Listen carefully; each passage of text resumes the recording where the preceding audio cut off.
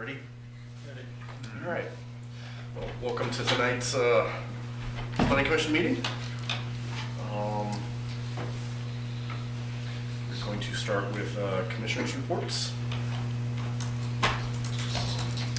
I have one. Yeah, I can kick us off. So I have replaced Rory on the MPO Tech Committee, and I had my first meeting last week, and a few things to report from that. So since I'm new to that committee, and I feel like we use a lot of acronyms, I'll just give a little bit of background on that committee. So the Metropolitan Planning Organization, or MPO, is the federally designated body that coordinates primarily transportation planning for the region. And it has a staff, obviously. Then there's a policy committee, which is made up of elected representatives of kind of Albemarle County, City of Charlottesville, et cetera. And then there is a tech committee, the technical committee, which is what a member from the Planning Commission serves on, which the technical committee kind of votes on things to recommend to the policy committee, which then actually adopts them. So it's a lot like the Planning Commission. The real power is one level above, but we recommend stuff to the people with the power. So we heard a couple of updates from the MPO and VDOT. It's the transportation bodies attend, so Department of Rail and Public Transportation, VDOT, FHWA, FTA, et cetera, Federal Highway Administration, Federal Transit Administration. And a lot of the conversation was on Smart Scale, which is the state's performance-based process for allocating funding to transportation projects. So most of these projects start out as a study, which then results in a Smart Scale application. And the city, the county, and the MPO are allowed to submit a certain number of Smart Scale applications. And then there's a formula that the state uses to basically rank these applications and decide what gets funded. The current formula weighs congestion mitigation and roadway capacity fairly heavily, so it's difficult to win funding for smart scale projects if you're building a bike trail, unless you can show that you're increasing roadway capacity somehow. So the current strategy, since I think the city's goals, and in many ways the county and the MPO's goals, are to manage highway capacity while shifting trips to other modes like transit, biking, and walking. A lot of what they're focused on in these smart scale applications is finding a project that scores well with smart scale, so it'll get funded, so it means it has roadway capacity, but also has multimodal elements like a path or something like that, or a transit improvement. So for example, the Ridge and McIntyre West Main intersection is currently a study that VDOT is leading kind of on behalf of the city, which will likely result in a smart scale application and then make its way through this process. So the tech committee and then the policy board are going to basically vote on what, on advancing certain projects to the smart scale application phase. So the city is probably going to recommend Ridge, McIntyre, West Main, which we had a public meeting for that a couple weeks ago. Albemarle County has 4, and then there are 5 under consideration for the MPO, which is Route 29 and Barracks Road. That has some kind of sidewalk trail improvements there off the off-ramps.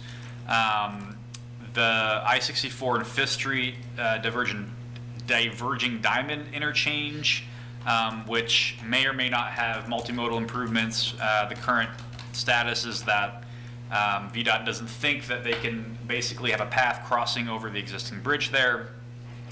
US 29 and I-64 is really more of a kind of highway safety and capacity project. And then there are 2 on the bypass, US 29, 250 off-ramp extension and on-ramp extension at Old Ivy Road, which really is just a sheer capacity project, has no multimodal benefits whatsoever. So I think the plan is next month for the tech committee and policy board to kind of vote on what should be recommended. 3 quick updates. The MPO is going to resubmit a build grant application for the Ravenna River Bike Ped Bridge, which build is a federal grant program. They've submitted it multiple times in the past. It hasn't been approved, but apparently the feds come back and say, we think you should resubmit this. This is a great project. So they're going to do it again. The MPO is updating its travel demand model, and it's where I think the future year it's planning for is 2050, and their modeling consultant presented the demographic estimates for 2050 for approval. And just as an FYI, they're projecting that the city's population will grow by 13% to 57,000 by 2050, and this is based on Weldon Cooper projections. However, this is the lowest population growth of any of the jurisdictions in the region, so Albemarle County, all the other counties are experiencing, at least according to these future projections, much higher rates of growth, which I think is interesting for us to think about.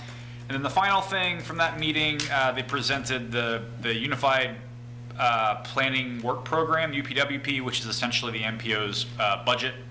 And so just as an FYI, it's 80% funded by the federal government, so Federal Highway Administration, Federal Transit Administration, 20% from local.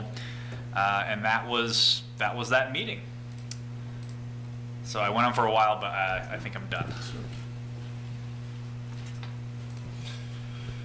Mr. Yates. I'm so sorry. I have two updates. One from the school's capital improvement planning meeting today. It is fresh on my mind. And also a legislative update. I will try to be brief. We talked about the zoning update on field lighting, which is on our agenda today. That is not time sensitive, although it is good to fix. Oak Lawn Pre-K currently in legal limbo. We may see a year or more of unplanned delay. Our legal team is working hard on this with the university. We will see.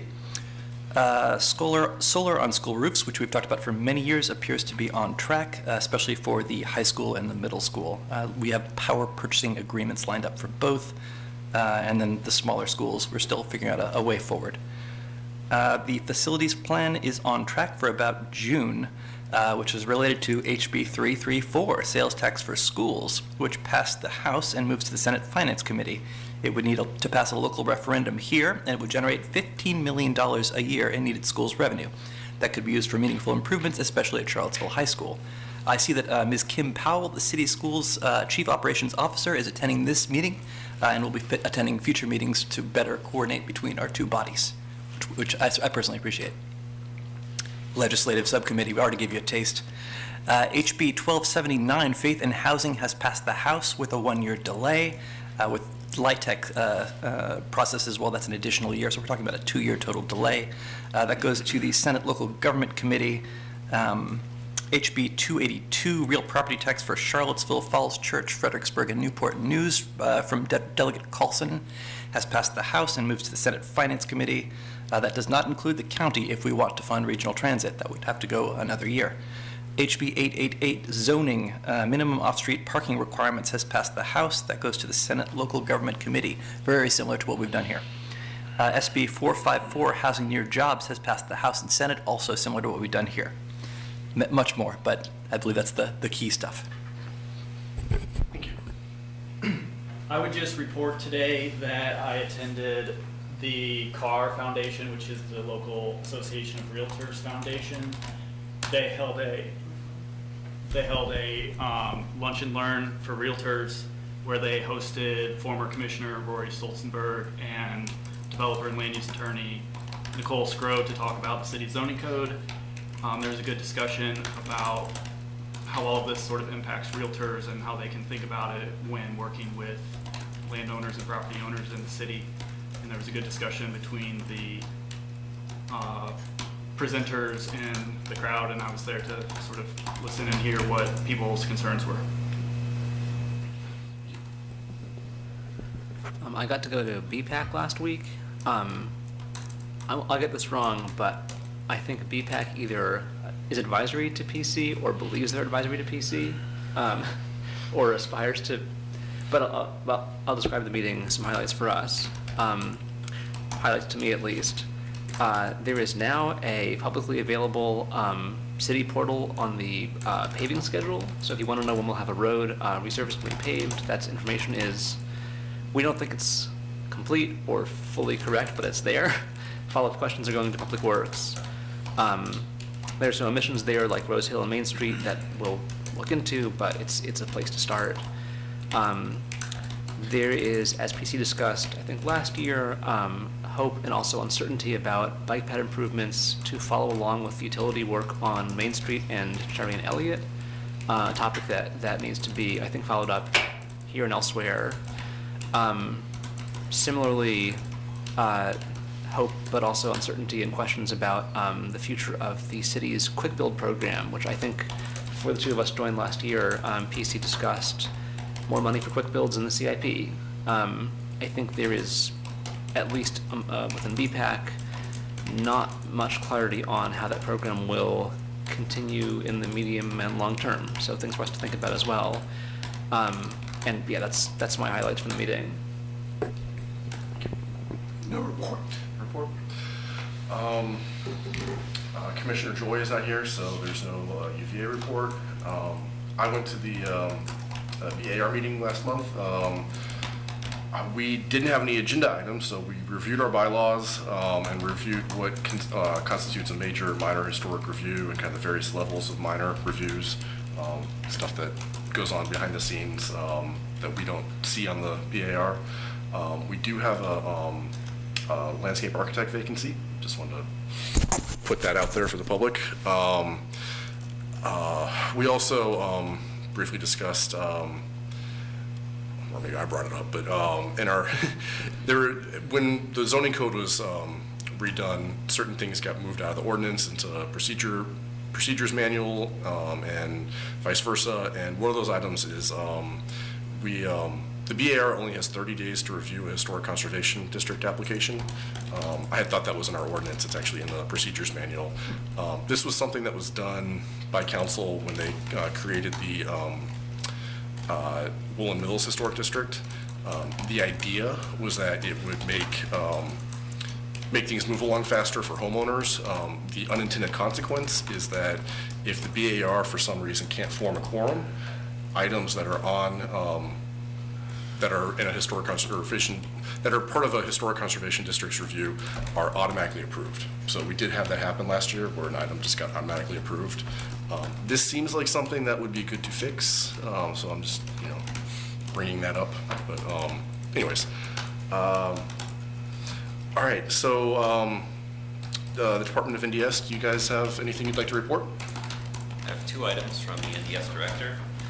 One is that ADU manual and student housing study that you were given, you were presented with last meeting in January. That's been published and the city is seeking feedback on it. It's published on Connect Charlottesville, which is the city's new public engagement website. That is connect.charlottesville.gov. And that's available for feedback through February 28th. Second item is that City Council will hold a work session on the tax abatement study, which was also presented to you in January. And that will be next Tuesday, February 17th.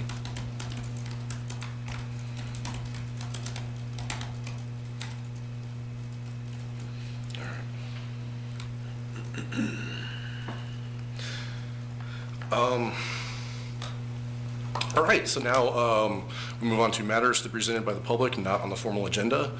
Because we have no public hearings tonight, you guys can speak to anything Planning Commission related.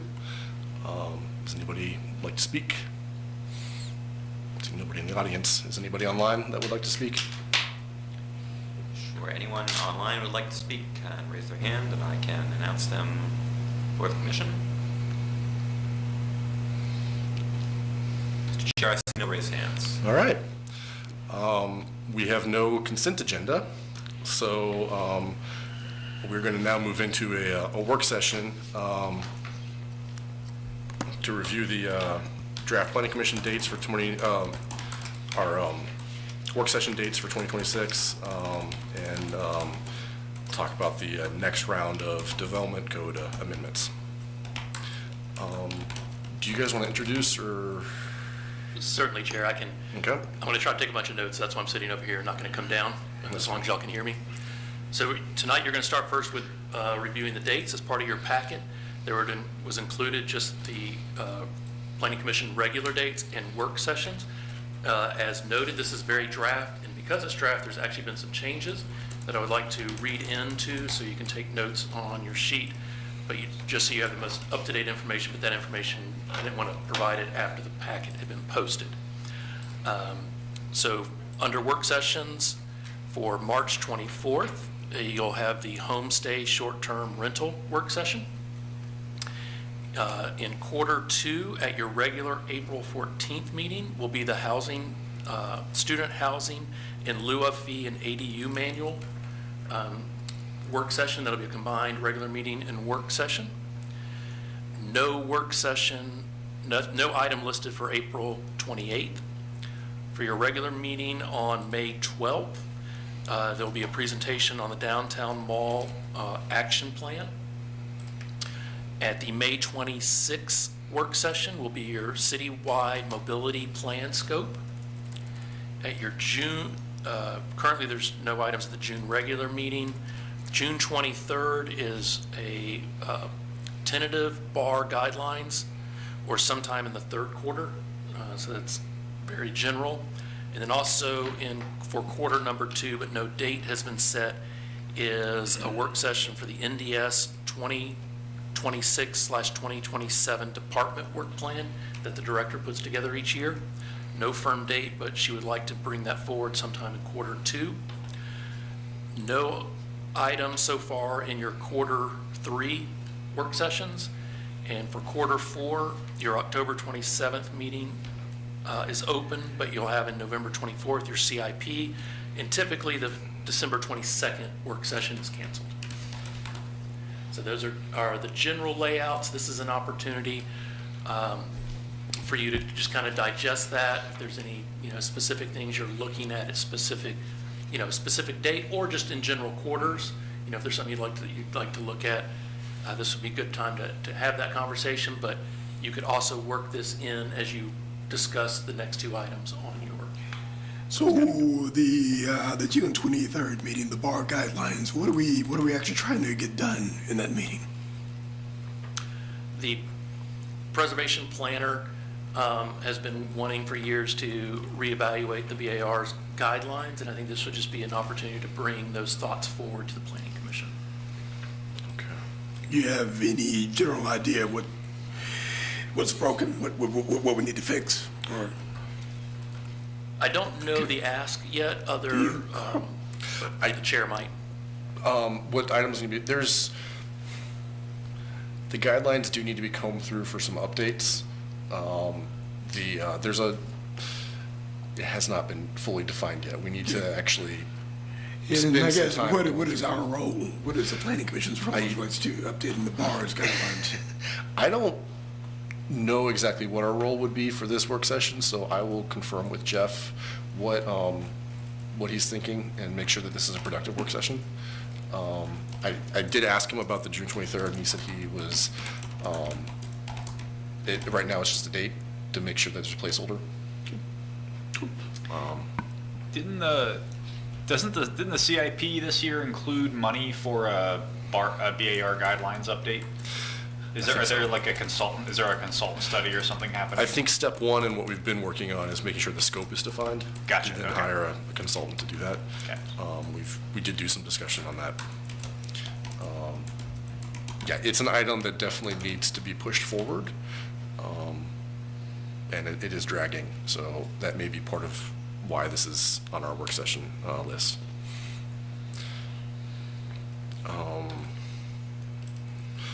All right, and I guess as I mentioned in the pre-meeting, if we'll try and coordinate with the county and hopefully use one of these work sessions for a city-county collaborative meeting.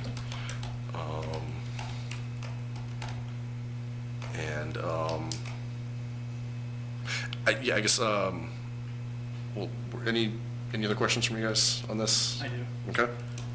The May 26th meeting says the citywide mobility plan scope. Is that to define the scope at that meeting? Or are you taking suggestions from scope prior to that? Commissioner, I'm not sure. I don't have much information on this, but we can get you that information definitely prior to this meeting. When we sent the request out, it was more just, are there certain meetings you're wanting to come forward to planning commission for a work session. They weren't providing much detail other than trying to find some holding dates. Okay. So we can get you that information. Sure. On the, if it's part of the mobility plan, I don't know that it needs to be a separate plan, but I would like to see a discussion on transit and CAT, on what the status of those are. There's some vision planning that has been done in the past, and looking for updates on that front. And then I would like to see, and I'm new to these work sessions, I'm not sure exactly what defines a work session, but I would like to have a discussion on the neighborhood commercial ideas. I believe that's a big part of the comprehensive plan that, for one reason or another, isn't totally defined within the development code. So I would like to see a discussion there. And then, based on some comments from previous work sessions that I've been paying attention to, maybe it's part of our discussion today or more related to the zoning text amendments, but there's been some suggestions about having larger discussions about stormwater and critical slope and how those may play a part or play together or separately.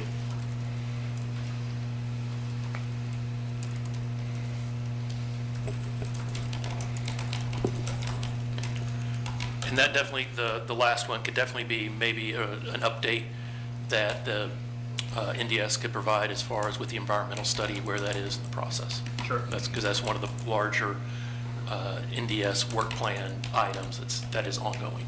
Sure. So yeah, if there's other places for those suggestions to go, that definitely makes sense. I think I have a similar question. I also don't, I think it's not yet known, it sounds like, what the scope of the mobility plan scope work session will be. But unless this is explicitly going to be covered there, and it's going to be combined with transit possibly, there was a joint PC council work session, I think in 2022, about ongoing transportation projects. It's been a while, and I'd like to have another one of those if possible.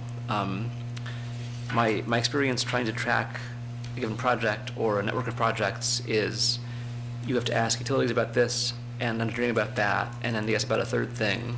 And I find it really challenging, even putting a lot of time into it, to figure out what's on track, what's not, what's being built in a given year. So I would, if it's not too redundant with other things already planned, like to have a work session much like the one in 2022 about ongoing transportation projects, if we have time.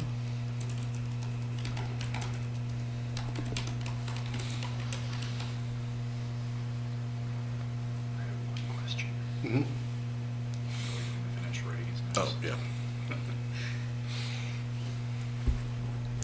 I have 4. Well, let's let You can go. Oh, you go? Okay.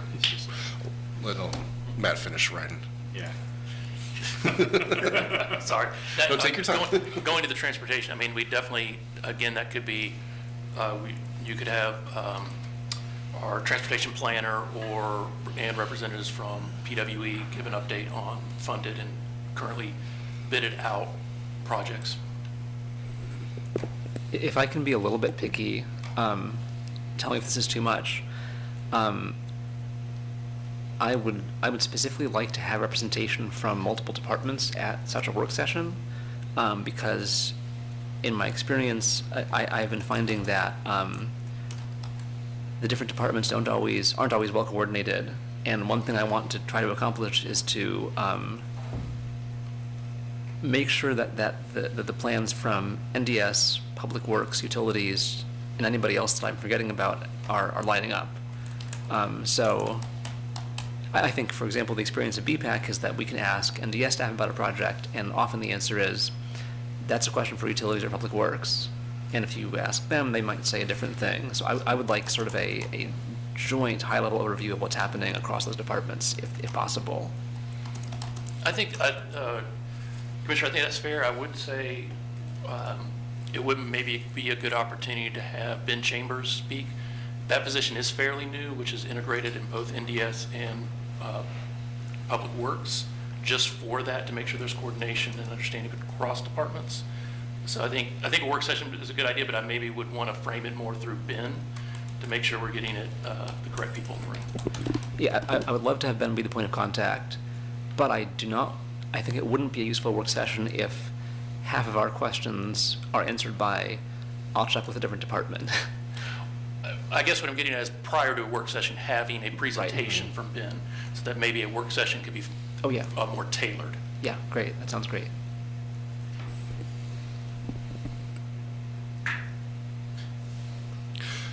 Go for it, Lyle. Or who, You go first. Thank you. you already told. I think I'm singing the same song a lot of us are. My first one is transit with CAT. It's a huge priority to get a lot of our housing and parking stuff done. We need functional transit, and we're just not there. And I'm not clear on why that is or how we get there, but that's crucial. So this is something that we had in the legislative packet, and I've talked with public works staff about it, and they're supportive of the idea, and I've talked to schools folks. School streets. The idea is that some schools really matter to the function of our school system, and some streets aren't as essential. It very much comes to mind with the ice. Like some areas, when it's icy, the kids can't get to school. We could map those, manage those, fund those, and get that done. Paris is working on this. Canada started a program. This is one of those things where if Charlottesville doesn't do it, nobody's going to do it. So we could do it. Are you talking about lower speed limits around schools? Or It could be speed limits, could be filters? plantings, yeah, it could be filters. Yeah, there's a million things, or just intentionally managing things such that we can shovel it. That that there's a way to make it work. Play equipment. There's a million things you can do. The World Heritage Trail. So this is actually a class I taught last semester, and I'm going to try and teach it again. And the idea is a safe educational trail between the University of Virginia and Monticello. We could bring in Piedmont Virginia Community College in there. We could bring in the middle school. There's a lot of, or downtown mall, Jefferson School. There's a lot of potential ways to make it work so that it is safe, educational, multimodal, and of global interest, and could potentially draw, national or state funding. A lot of people excited about it, but we should talk about it. Corner safety and accessibility improvements. This was another one that popped in the class. The corner is of there's tremendous pedestrian use, limited bicycle use because of safety issues, and not functional as a transportation corridor for transit or private vehicles, just because it is so congested during rush hour. It just doesn't work. The 14th Street Bridge is very funny. We could talk about that. Last one, I sat down with the head archaeologist of Alexandria. The entire city of Alexandria is an archaeology zone as defined by state code, which creates some problems. But man, is it good for archaeology, just great. We do have some areas of archaeological interest in the city. And I'm thinking of Swan's Tavern, I'm thinking of Stone Tavern, cemeteries. We're bringing that muscle maybe of value. And I know city staff have been interested in this topic. We could talk about it. That's what I have. I will say, Jeff Warner has been very good about anytime there's a demolition downtown or in any sensitive area, making sure there's an archaeology component to that. But good topic. I just have one question on the dates. So if we are approaching one of these work sessions and our regular session, there's like nothing on the agenda, do you think there might be opportunity to pull some of those work sessions up and use our main meeting date for the work session so we have fewer meetings in the year? In theory, yes. I think because just how the state has kind of changed some of its authority, we anticipate actually Planning Commission having less regular meetings to handle the things it used to handle in the past. Right. Special use permits, rezonings.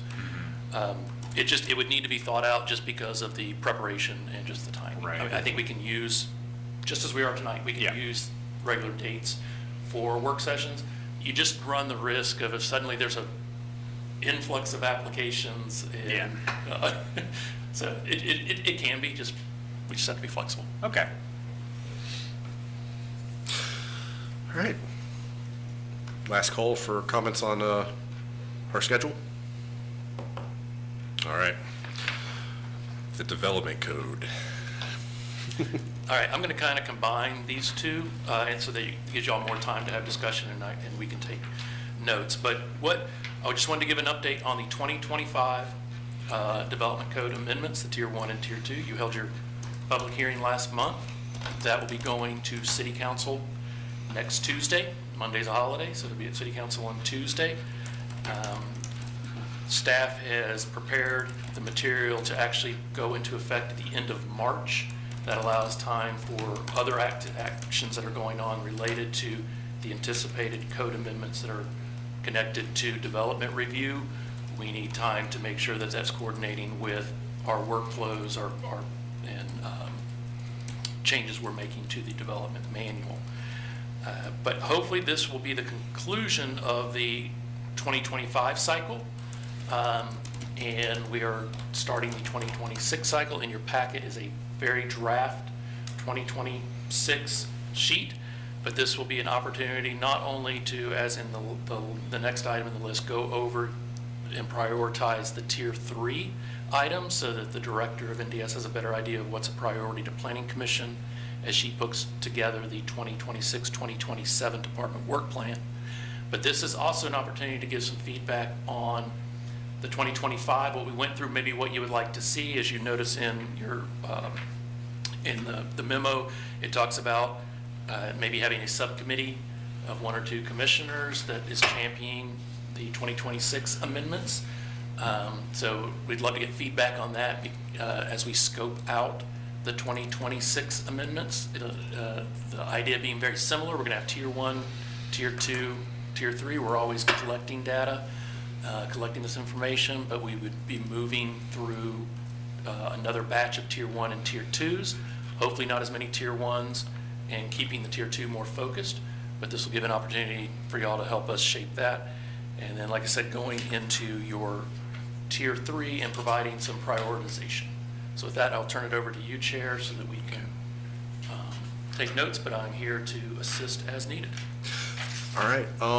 So I think as we discussed during our pre-meeting, we're going to try and go quickly item by item. I do have a quick question about the 2025 code amendments. How is that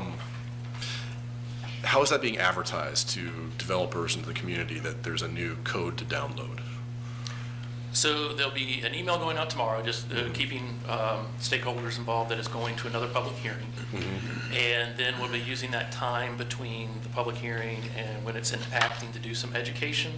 But then we're really going to be ratcheting up the education portion of this. We've been doing that at our pre-application meetings, letting the developers we do deal with a lot know that there are changes. Here are the general changes that are going on based on the development code amendments and our process. So it's an ongoing education process. Okay. All right. Well, all right, let's get started. So we've got Tier 1, the item A1 is, I assume that's just, you guys are going to try and, that's just going to be adopted next year?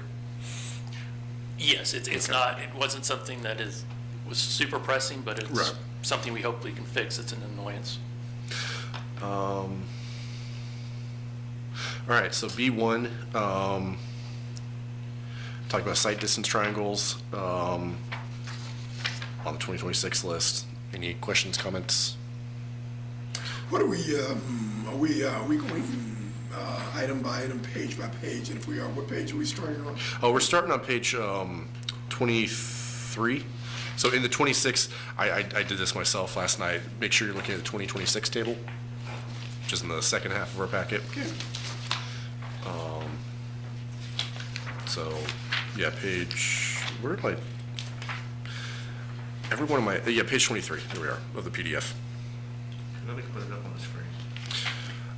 Good. That'd be great, yeah. Yeah. B2, Lyle, were you raising your hand, or were you just, sorry, I thought I see confusion on your face.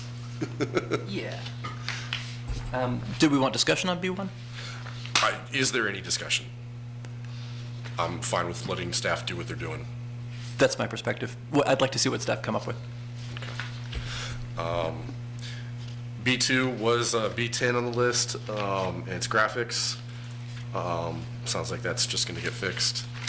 I want to note that I don't believe B15 from 2025 was resolved, so that's not listed in this list anymore, and that had to do with how height bonuses are achieved for the RC district. I think we had a B15 item, but that wasn't part of it, and that was supposed to be part of it, and I think we ended up resolving something else in the process. So in the RC district, there is a height bonus allowed, but it's based on, I think, the rules that go with all the other districts, and not based on like RB and RA. If you have more than one unit, you're allowed a height bonus. So I don't know if that got forgotten or if we did resolve it someplace.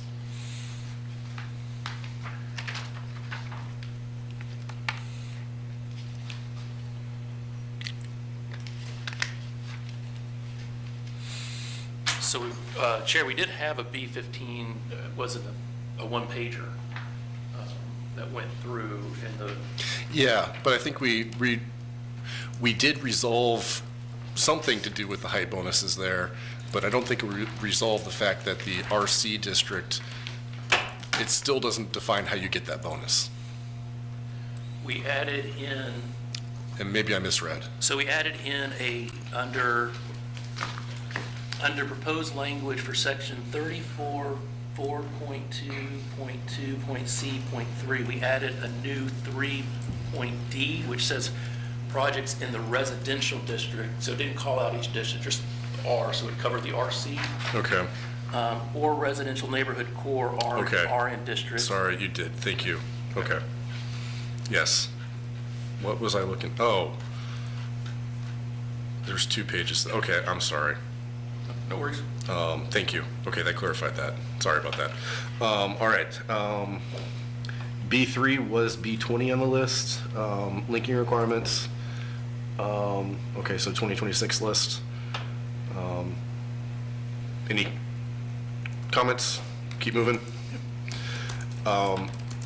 B21, I think, was another one that maybe I missed it, but I don't think we fully resolved it, and that was, you've got a sentence there that says, calls for a fence type X, and I think that was just a typo, that I don't know if we picked that up or not.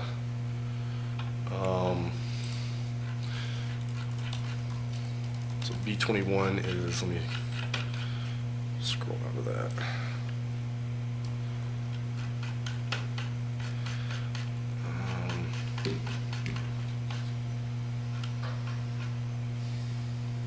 B17. Actually, it's not in our packet from last month. It was supposed to be included, so we had a whole bunch of changes that we did to the fences, and how we define fences, but they're still under the accessory, was it? Yeah, under accessory uses for outdoor storage, there's a requirement for a fence type X. And I think that was supposed to be included as part of the fence updates, and it didn't get included in that. Let me do some digging to see if that got, I see it on the 2025 list crossed out. Yeah. I'm trying to figure out why. Well, let that go into the minutes for, I think that's an easy fix. Or maybe you already caught it. If we didn't catch it, we will Okay. catch it for tier 1. B4 was B22, finished grade. Do you guys think that you're gonna be able to include that in 2026? It sounds like that one needs some thinking.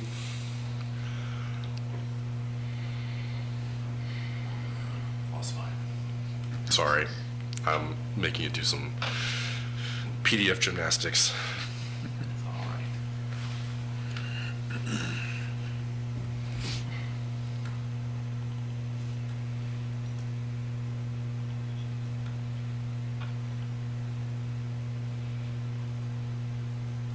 Chair, can you give me that number again? It was B22 on the 2025 list, and it's B4 on 2026. Had to do with how finished grade is defined. Yes, this was caught, there's a graphic that doesn't line up Okay. with the actual language. So we're not sure. It's just we haven't investigated enough to know if it's an easy fix or. Okay. So can I just ask a clarifying question? So this means item B4 is on the 2026 tier 2 list of things to work on. So Right? It's not moving to tier 3 or anything. No, we'll use B4 as an example. So on the 2025 list, it appeared as B22. I just wanted to keep the numbers, so for when we were doing the history, Okay. to be able to connect it. All right.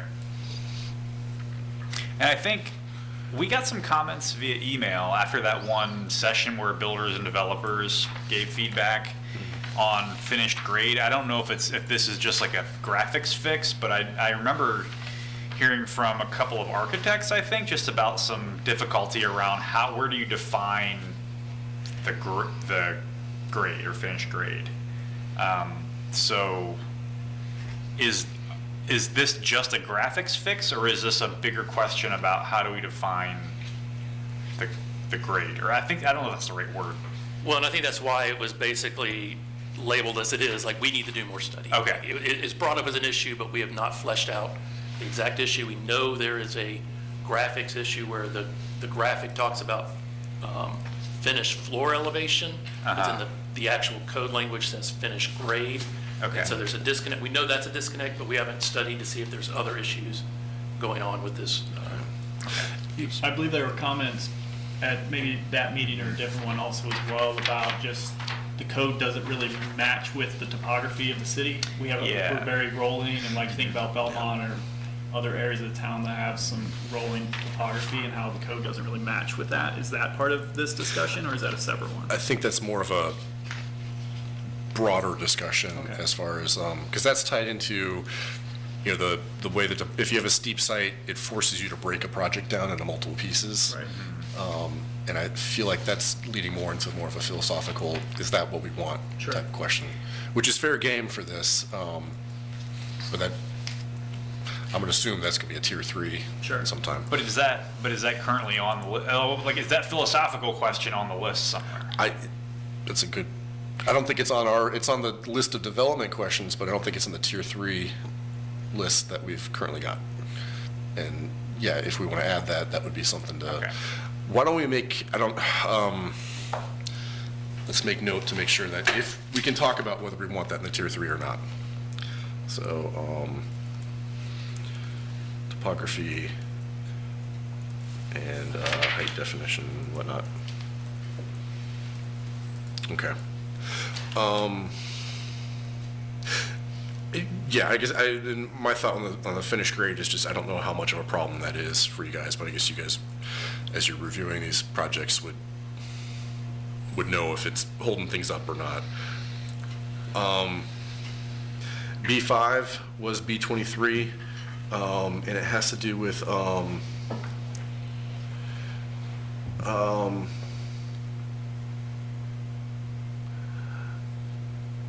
I guess it's language for the special exception process, and it sounds like you guys are on top of that, so, I have some things on B5. okay. So broadly, the old, I'm forgetting what it's called, this thing that is covered by B5. Oh, no, critical slopes, here we are. It is older than current state code. It was terribly innovative, but it's just old. So quite a bit of it is duplicative with state code now, which does exist, which is great. The rest of it, we have sort of standard language that we apply to every project, which is good, that we've developed that. But in terms of process, since we always say the same thing, we aren't really adding any value. We're just, copy paste every time. Could we move this standard process to a non-discretionary administrative process where the same thing we say every time is applied without a public hearing? It just happens. Let the staff do their job.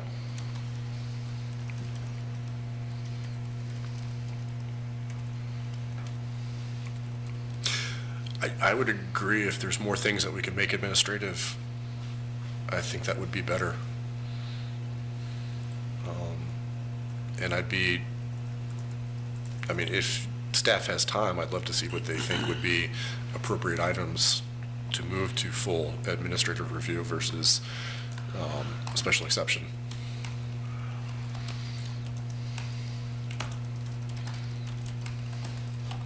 Any other thoughts on that?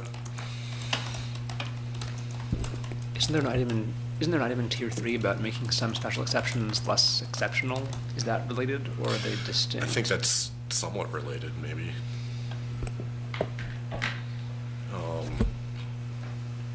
You said that it is in tier 3? Yeah. All right, so let's get to that. I think that makes sense to look at. Trying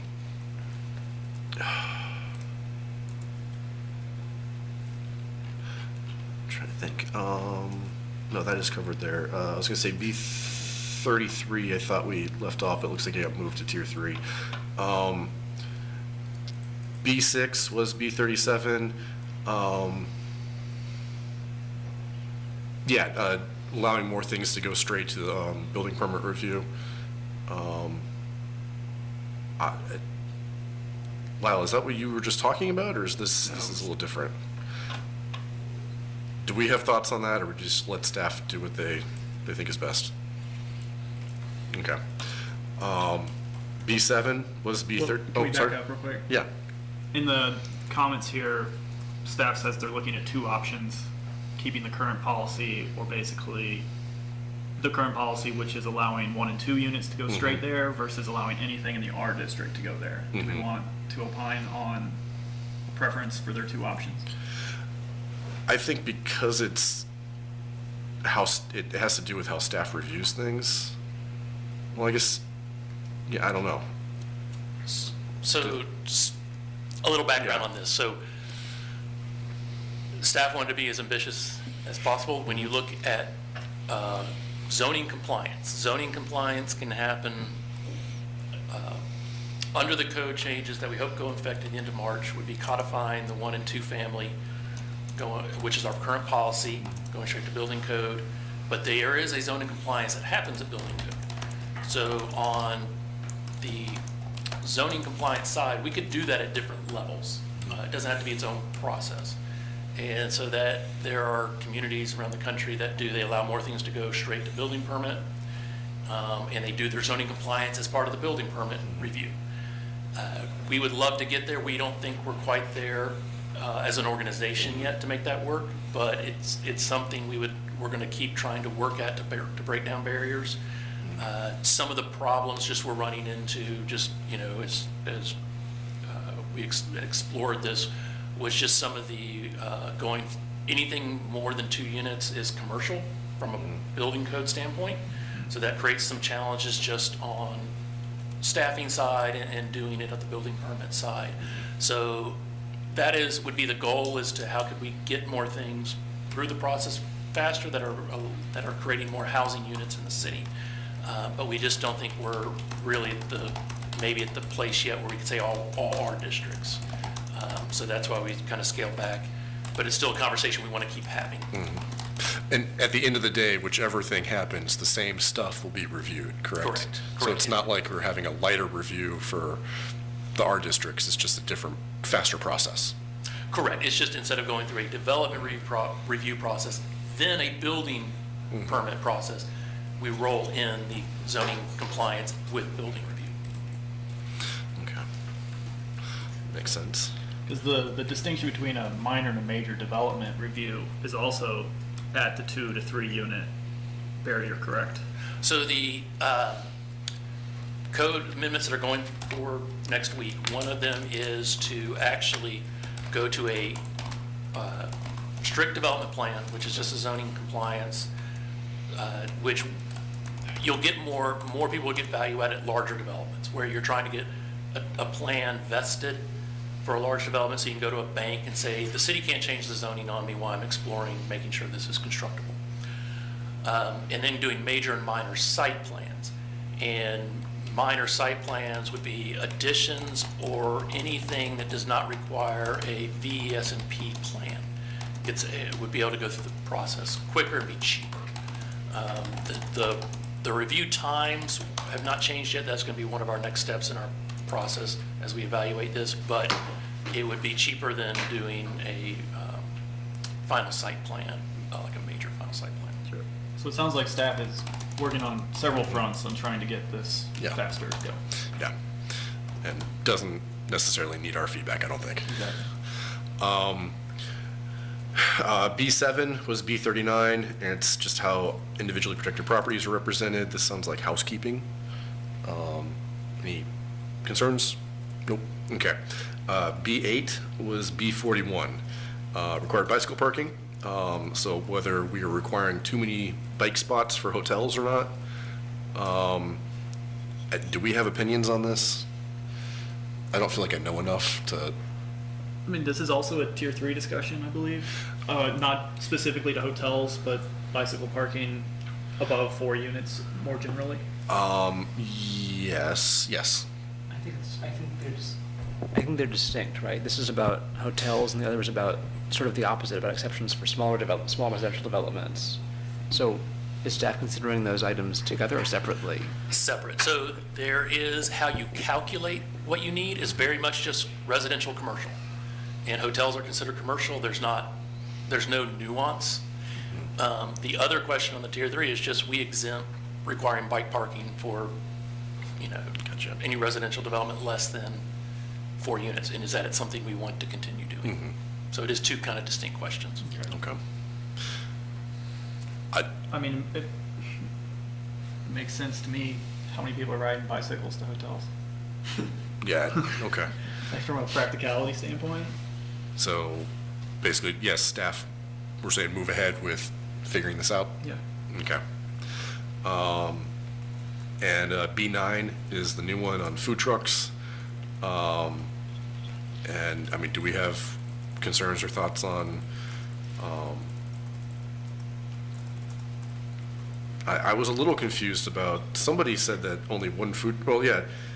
Does our code really say that only one food truck is permitted per lot? I couldn't Yes, find because it's a that. temporary use. And Okay. so this is more about food courts where, how the Oregon ordinance is written right now, it's about, I'm going to go park on a street or for and sell out of a truck, not what we have basically like at High and the bypass, where they're continuously parking there. And so it's just do we as a city, do we need to explore that? Do we need to explore a different model than currently what's in our code? Our code is just, it's a temporary use. You're supposed to be leaving in the evening. It's per one food truck per lot.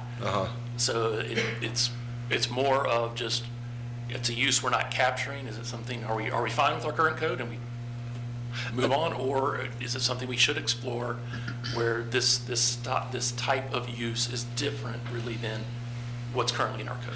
So just to be clear, if my neighborhood had a block party on private property, we could only have one food truck on that property? Is that what this is saying? That is what our current code says. Okay. It says that you get one permit per truck per lot.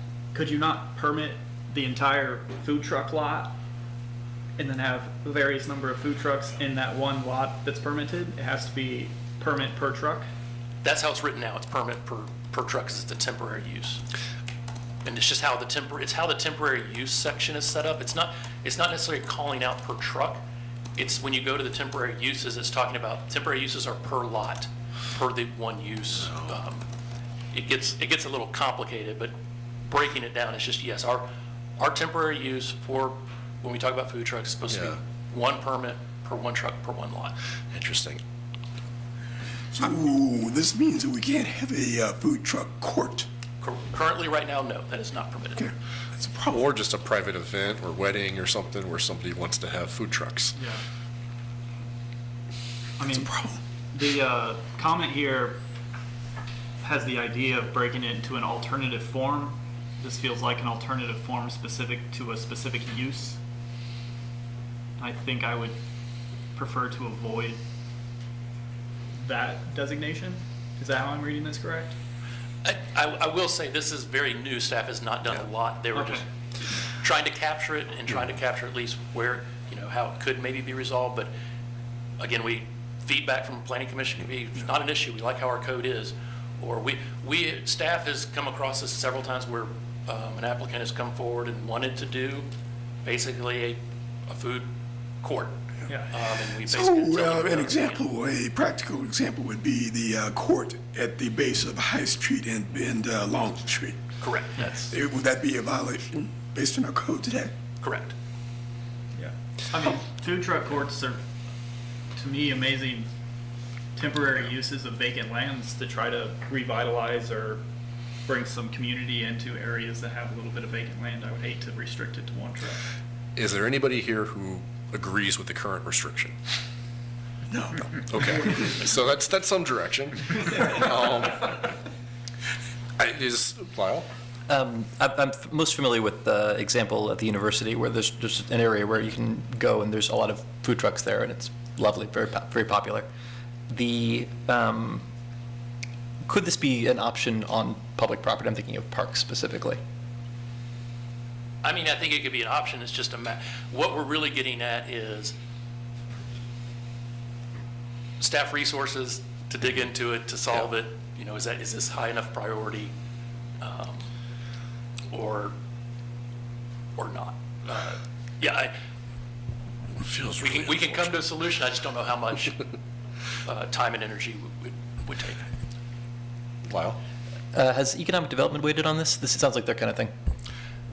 They'd like to see them. I mean, economic development's part of our pre-application meetings. They were part of this, where this one kind of came up, or where someone had an idea and we had to kind of say it's not permitted in the code. Ooh, Mr. Chair, I think this is worthy of a deep dive. And we Yes. add two or Yeah. some things that need a deep dive. Deep dive, and do we consider it a priority, or, I think it's worth it. I think it's Okay. worth it. all right, so B9, make sure it, okay. Outdoor amenity space, it's currently just a flat percentage and doesn't take into account the quality of the space. This sounds like important, but not a priority to me. I don't know about you guys. There's a lot of things I would do before it. Yeah. Okay.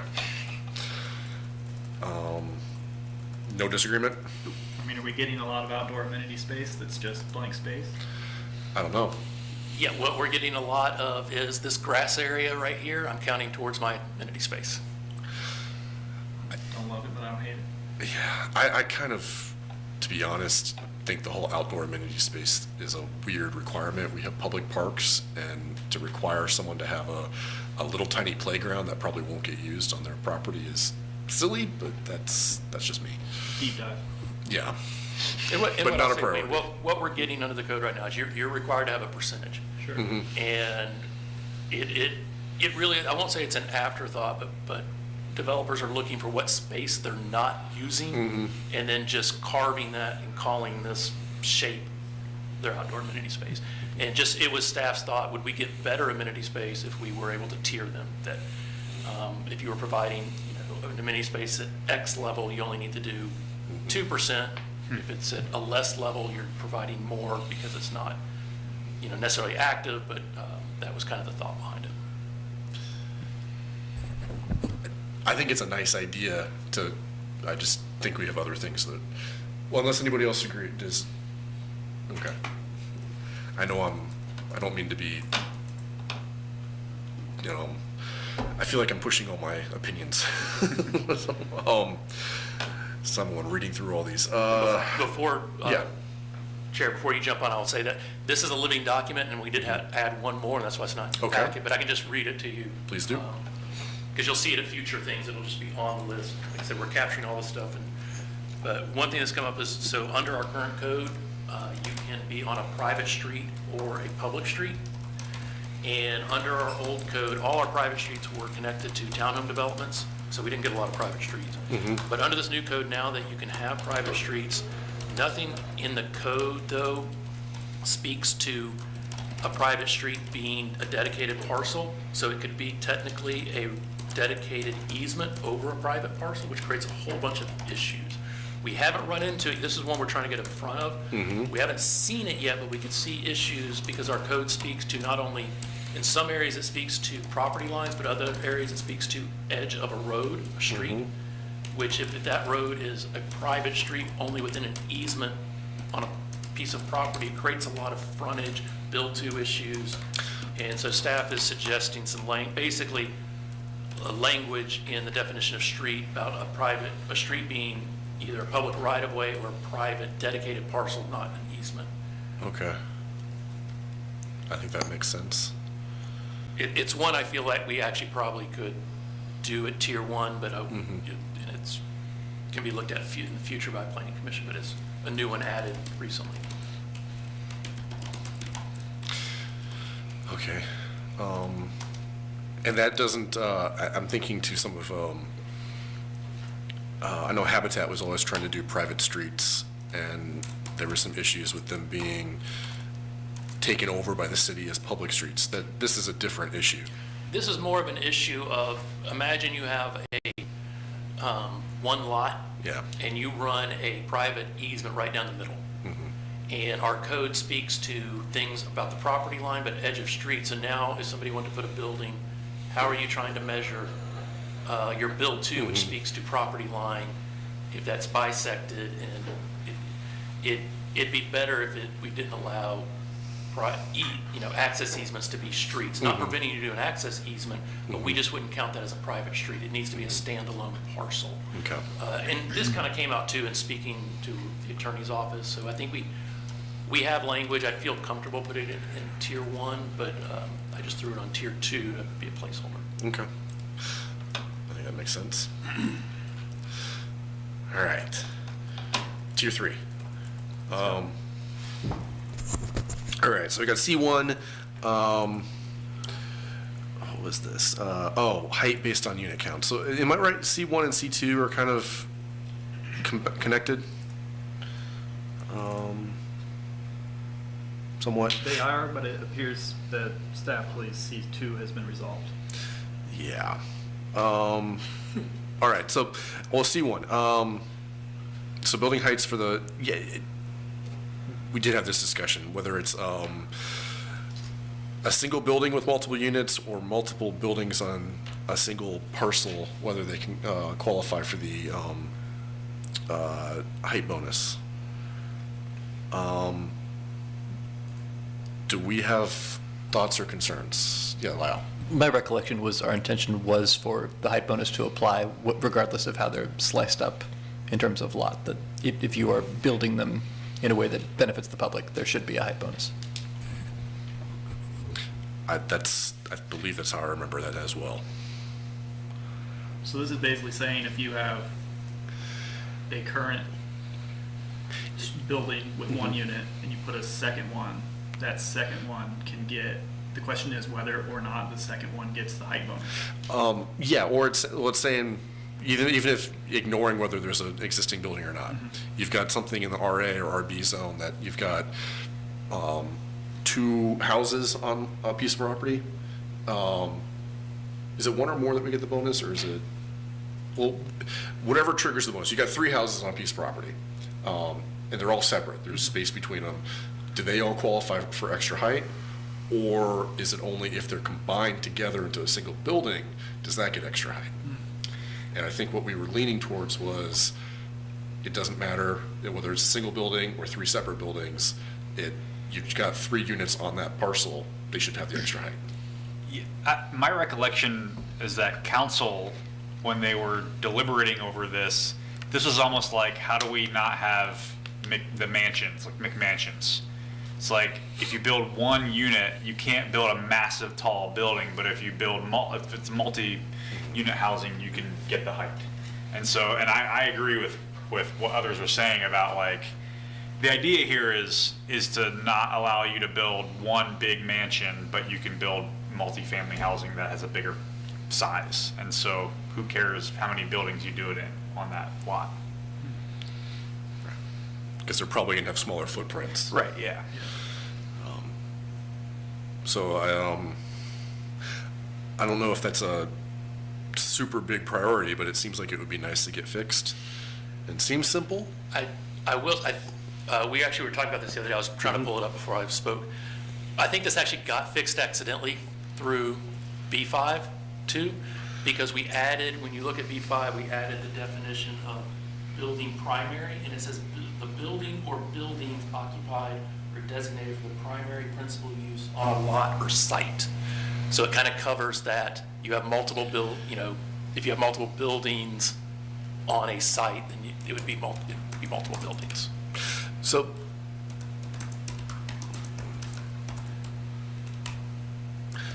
well, I guess the other question that came with this was also with like maximum length of buildings.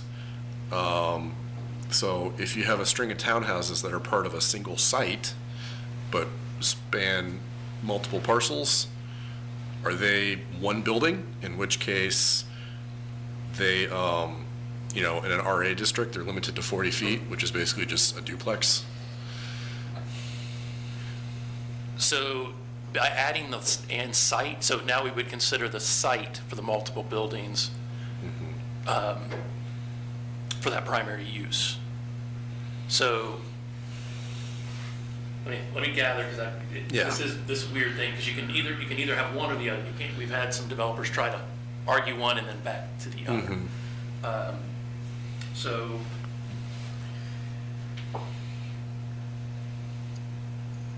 if you had a townhouse development, which is the site, and you're going across multiple lots, because that townhouse development, a row of 6, you'd get the height bonus now, because that's the site, where that was where the problem was, where you were looking at that. That was an apartment, we would have given you the height because it was one building on one lot. But if it's townhomes, you weren't getting the height because you were one building per each lot, but you could have been that 60-foot width. I think with the update, where it would allow now, that's a site instead of just a lot. So that's multiple buildings on a site, so they get the extra height for townhomes, but the width is still measured by lot. So let me pull up an action. Interesting. I don't know that I like the idea that just because you spread projects out on a single site over multiple lots, that they would get the bonus height. That seems backwards to what we're thinking. Did I say that correct? Well, I think the council discussion on this was like pretty focused on preventing mansions. Yeah. I'm just going to say it that way. Yeah. And so if you've got townhouses across multiple lots, you're not building mansions. No, you're not, but they don't necessarily have to be townhouses for it to be a single site, right? Yeah, you could do the. Just a multi. Oh, I see what you're saying. Yeah, it's a hard thing to kind of fix, and this is where that. I feel like that went backwards to what our intention might have been. But like, is someone really gonna use this as a loophole to build a mansion? Like, they'd have to build multiple mansions. Yeah, like you just said the Cole Tower. And that's true. Well, yeah, I mean, the example you look at is you have a lot, one lot, and you have a single-family home on it, and you want to build a single-family home in the back. So where we're struggling is, you're probably going to get that larger house, because now they could build it higher, because it's multiple buildings on a site and not just one building. But the trade-off is the whole kind of conversation with the townhomes versus an apartment, where physically it doesn't look any different. If you looked at a row of townhomes, that wouldn't look any different if there's property lines running between them to break it up, or it's, to be townhomes or not. So it is difficult, and I remember from the work session we had at City Works, this was a hard thing to answer, but one of the things I think I was hearing from the commission was the trade-off is units are units. Even though, yes, you might get that larger house in the back, it's still a unit. But it's also, they're sharing a single lot. Where I'm getting a little worried is now it sounds like they don't have to share a lot to get the height bonus. And I think that's what you just told me. Well, if you were doing a development, the site would be the 6 Yeah. lots of townhomes. So that's, And we have a minimum lot width in the RA and RB districts, correct? So if you did a townhouse that was, is it 40 feet or what's the minimum lot width? is the minimum or the max? Minimum. So in the RB, it's a percentage, you know, it's at 65%? Not the build-to width, but the minimum, the lot width. The minimum lot width Yeah. is 40 feet if your front axis, or 25 if your side or rear. Okay, so theoretically, what we're saying is we could have a string of 6 townhouses that are, each one is 40 feet wide and that gets the height bonus as well. Well, the maximum width is 60 feet. So we are saying that you're limited to the maximum width, building width. Yeah. Well, then that also seems silly, because in RA, that means you could only have duplexes, you can't have townhouses, and we've just made this whole attached dwelling unit thing to allow townhouses. No, so that you're massing your building width is per lot. Okay, so, all right, then yes. So you've got, your lot is 40 feet wide, you have a string of 40-foot wide lots. Each townhouse, someone decides they want to build these massive townhouses that are 40 feet wide, and they can go on indefinitely, and they get the height bonus. Is that what we're doing? That is what we would be doing, because it would be. Okay. And I guess that's where we would need to figure out, do we not want, because it's making those two work is going to be very difficult without getting kind of this trade-off for the height. But it seems like if someone were to actually do this and build a bunch of 40-foot townhouses that are extra tall, like, seems like that seems okay to me, because you're not building, I don't know, I just think, I also am like, I think it's a strange thing to try to do with a zoning code to make it impossible to build mansions, but possible to build big apartment buildings. Like, a building is a building. So I think erring on the side of allowing you to build stuff seems like the priority here. And I think I see a difference between a string of 40-foot wide townhouses than like mansions that are huge single-family homes. But I mean, you could also just, your site is a, single development that's built all at once, correct? So could a site consist of 6 parcels and each one has a single dwelling unit on it that gets the height bonus? Yeah, but like how much land in the city is there where you could build like 6 mansions? That's fair. That's fair. And I will say, if someone said, I'm going to do it in a subdivision, Yeah. we wouldn't consider that a site with single-family homes. Okay. On that. We would say, no, that is per lot. We wouldn't say you get that bonus height because you just came in and built 6 single-family homes on individual lots. Okay. But it is different for a townhouse because it's being built at once. Are we okay with this? I'm all right with the trade-off. Okay. Well, then we may have just actually killed one of these items. Is there agreement down the board? Yeah. Okay. I will say that item C13 has to do with the definition of a site being only the land and not what's on it. We were just using site to incorporate the building.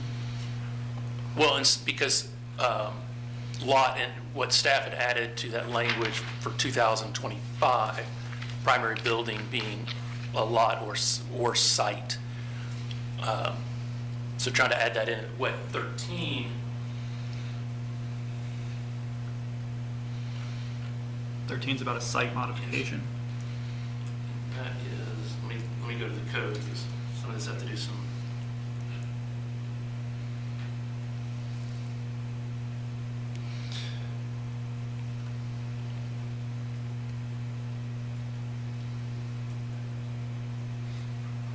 I think this has to do with what triggers a certain type of review, I think. Make sure. you bear with me one It second. does. But I just want to make sure we're Yeah. using site when we're talking about this townhome example Mhm. with tall townhomes, that according to this, that site is only the dirt under the townhomes.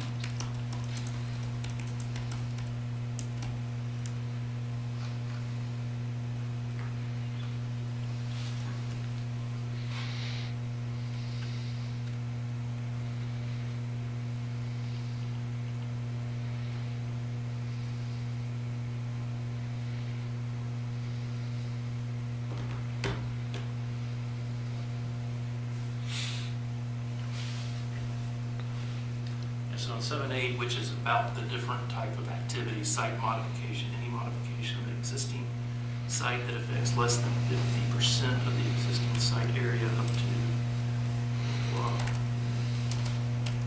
commentary was,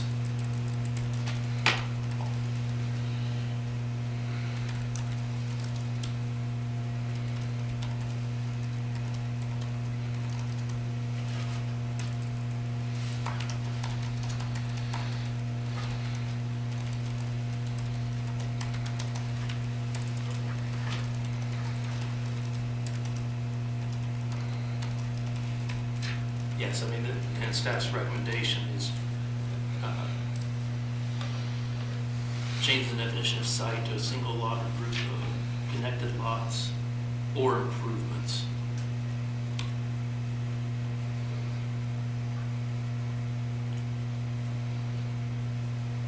There was just concern that for site for a specific activity type, it could be a little not as strong, language could be not as strong as it could be.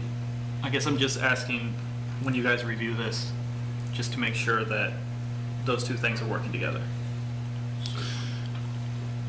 All right. So hopefully C1 and C2 have now been knocked off the list. We'll see if the site thing changes that. Looks like C3 has already been taken care of. C4, you guys say it could be a tier 1 change. Then let's make it a tier 1 change. Seems simple enough so that a deck is not considered part of a primary building. C5. Lots having vehicular access from a street other than a primary street or not having vehicular access at all must meet the minimum width required for lots of other vehicular access specified by the zoning district. I'm confused by this one. Is this an issue? Or is this just someone thinks there's a clearer way to write it?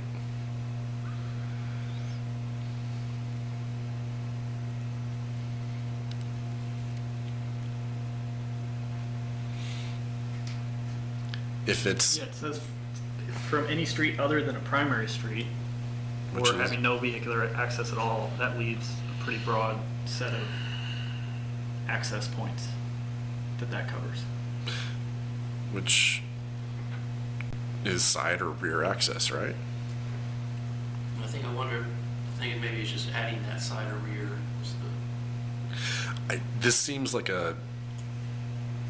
if it does need clarification, it seems like it's a pretty simple. But we might need more information, but it could move to tier 1 maybe. Okay.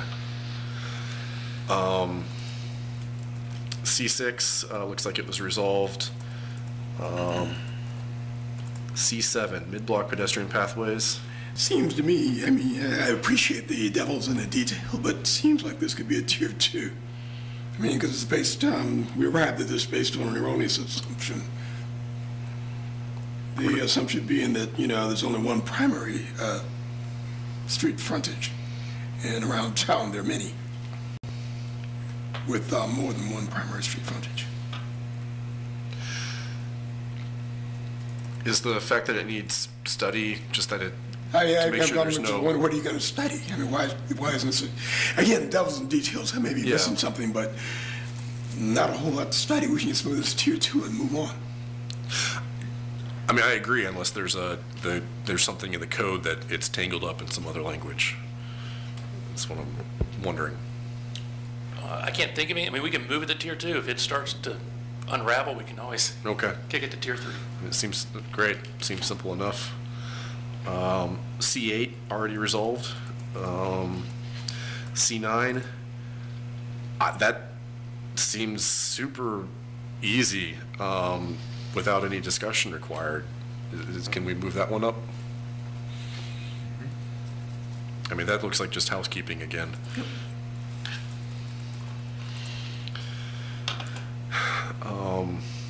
Okay, so here we go with the projects with, so C10, projects with 1 to 4 dwelling units are not required to provide short-term or long-term bicycle parking. Do we have an opinion? My opinion is that things with 1 to 4 dwelling units are going to be primarily in the residential districts, and building anything is already difficult without layering on more requirements. I think if we were to expand this to the discussion that we sort of alluded to earlier, is with the hotel, with the larger buildings, are those bicycle requirements working well? Well, and one of the other questions is whether it's, is this applied per lot or per project? And I'm leaning towards per lot.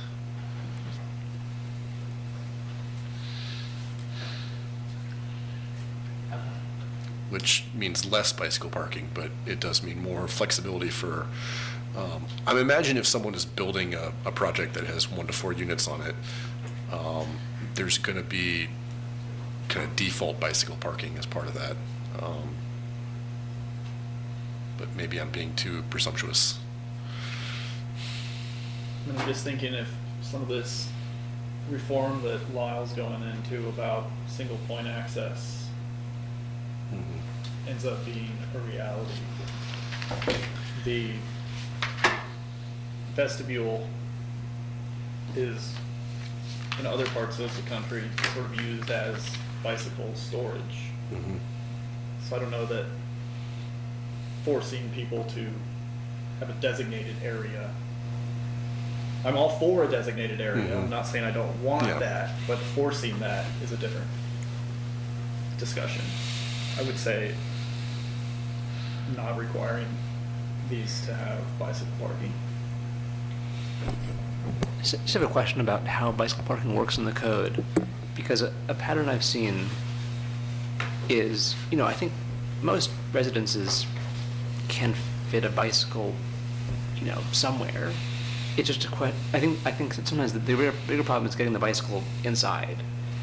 We've been talking about the topography of the city. It's hilly. Sometimes the sidewalk is a few steps up or down from the home, and you have to get, especially if we're talking about a cargo bike for carrying children or other stuff. I'm not carrying my 85-pound cargo bike upstairs regularly or ever. But I'm guessing that's orthogonal to bike parking requirements. You can have a required bike room in a structure that's also up some stairs, and it's not useful. So if that's, unless bicycle parking means bike parking that you can easily get in and out of, then I think it's fine to expand the exemption and make it lots and not sites. I just wouldn't want to see, I live next to a townhouse row, and you can't get a bike into any of them because they're all four stairs up from the sidewalk. But I don't think we can solve that problem here. Is that right? I mean, if we require that they have bicycle parking, I don't know what the requirements are for the bicycle parking. I don't remember, but it sounds like Do we require that it's good? Because if we just say there must be a place to stash a bike that happens to be up a flight of stairs, I don't care about that. It's not very useful. I don't know. Do we? So, just to help shape it, I mean, we have bicycle regulations. They're pretty prescriptive. They very much speak to when you provide short-term and long-term, where it's provided, how it's provided. But it's very prescriptive. But right now, up to 4 units are exempt, and there was just conversation coming from different places. Do we want to keep that exemption, or should it be bike parking should be provided? But it would either be bike parking per what we already have in the regulations, as far as if you say, quadplex have to do bike parking. There are standards. Those standards but they are pretty prescriptive. I kind of feel like if someone's doing a smaller development, like 1 to 4 units, chances are they probably are not providing sufficient vehicular parking. So they would it's gonna sound a little backwards, but I feel like the developer would be, they would probably want to provide some sort of bike parking anyways. Now, that might be putting too much confidence in the developer, but, It's gonna, from your perspective, it's gonna end up being is the market calling for it or not? yeah. I don't know, I lived in a duplex when I first moved to Charlottesville, and there was no bike parking, and it was really frustrating to me. But I also don't want to like map on my experience to the zoning code. So, but like I think tonight, the purpose of tonight is to discuss what tier it should be in and whether it should be prioritized, right? And this strikes me as a tier 2 item, like something to do more research and more thinking about this year, but maybe not like a whole study that takes a year and a half. I was hoping there would be a quick, easy consensus from the planning commission. And if there's not, then it doesn't sound like it's a priority to figure out, or what? I would suggest this is not a priority at this time. Okay, so we'll move on. C11. Let's see. Oh, allowing both physical, dimensional, and numerical changes by special exception. And also, I think attached to this is the allowing parking locations to be modified under a special exception process. Is that correct?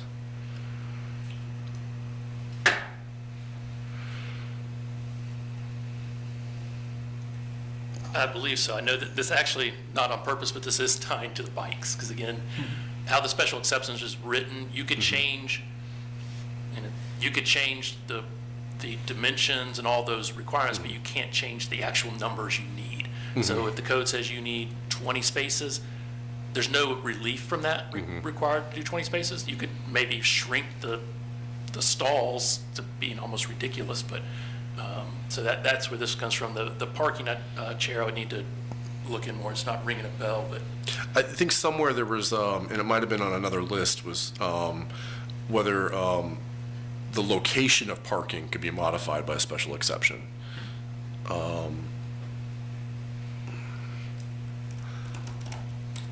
Maybe it's another number down, but that was somewhere, it might have been from 2025. If everyone on the commission agrees that numerical standards should be included in special exceptions, I think we could push this one forward. Is this something we're running up against in current reviews? yeah, it was the bike parking at a hotel because of how hotels are considered just commercial, and again, how you calculate it is just residential commercial. There's not nuanced. It came up with like 80 spaces needed for a hotel. So instead of carving out a hotel, can we instead do the special exception? That's what this is kind of to say, is what we ended up having to tell the applicant is we don't have an avenue of relief. Unless you wanted to go to city council and say, I want to change I'm still going to provide 80 spaces, but the spaces are going to be 2 feet by 2 feet. Yeah. Type thing. Yeah. Okay. So yes, do push forward on, sorry, okay. Let's push forward on this one. I want to figure out where I got my note from somewhere there had been a question about whether parking location could be allowed under a special exception process. Maybe that's not an issue. Because that's stemming from people not being able to put parking in the front yard. Probably, I'm guessing. Or it may have had to do with, it was a workaround for active depth, possibly. We'll come back to it if it shows up someplace. C12, Not an issue. not an issue, okay. Yeah, I thought it got updated. All right, C13.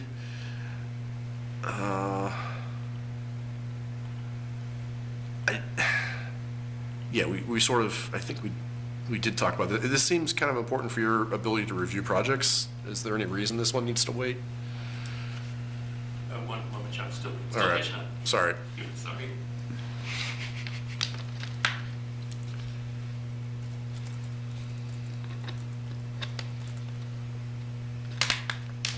C13? Yeah.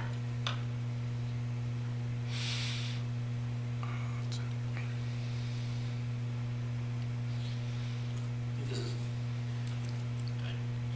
Sounds like you guys have already figured it out. Yeah, I think the staff has a suggestion that we think would clarify it. Okay. 14, you guys have determined that's not an issue. 15, I'm not sure why this one needs to be a tier 3 as well for sublot access.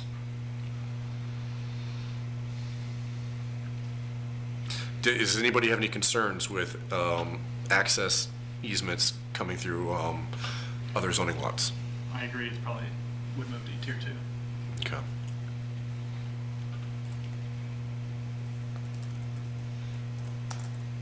I'll let Matt finish typing. Next one's juicy. Oh, it is. All right. So, yeah, active depth. We have issues, one with parking, but there's other issues with how we want to define active depth and active spaces. And I need to keep reminding myself that active depth is measured from only the required active width of a building, and you've got a 20% allowance for inactive spaces. Am I summarizing that correctly? Correct. Okay. So it's not as super severe as I have made it out to be, but it still seems, I was a little troubled that I think we have some buildings or some lots in town that are, you have to get a special exception to actually build anything. And well, going back to our special exception question, I assume you can ask for a exception to the depth. Can you ask for an exception to the percentage? Look at that code section. Okay. Like, can you change the percentage of inactive spaces from 20 to 50 if you had to? 20% to 50%. I would like to propose that dwelling units should be exempt. I would agree. There's also the question of applying this to the every story of a building, which seems kind of I don't know why we want to do that.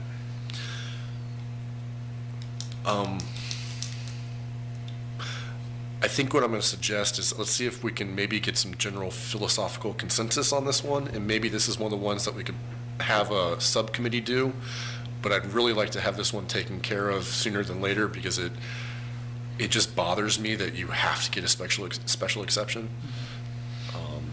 Is that fair for?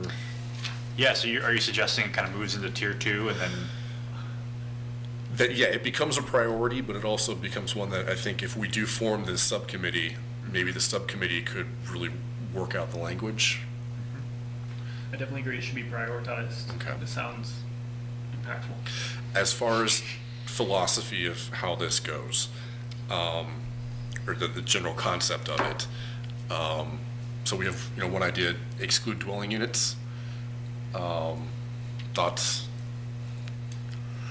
Yeah, I'm open to it. I mean, I don't know enough to say like definitely yes, but I think, thinking back to when I had this discussion back when we were working on this years ago, I had brought that up and James had said something about you could have a house that they put all their bathrooms and their everything on the street side. And so that would be one of the drawbacks. My thought was, I don't personally care, but that I think it's counter to what we were originally trying to do with the code. So, any further thoughts on dwelling units? No. Is this also a discussion of the length of the active depth? I think that's included, yeah. Okay. So how deep it is, I think DX, we've got 30 feet. Right, it which is varies accepted. by area. If you only applied active depth requirements to the ground floor, then the question about exempting dwelling units would kind of be moot, right? Because Well, there's still active depth for, like in the R districts as well. I thought it didn't apply to like under a certain unit count. Like if you build a single family home, am I misremembering that then? In this section, I believe there is an exception. Okay, I could be misremembering as well. Yeah, I don't know if it's ground floor, or the first 2 floors, the first 3 floors, but for it being every floor of the building, that seems a little, Yeah. because reading the intent, I'm not gonna quote it exactly, but it's like bringing the activities that are happening in the building to the street, basically. But how high up does that Right. impact the experience of the public realm? Yeah.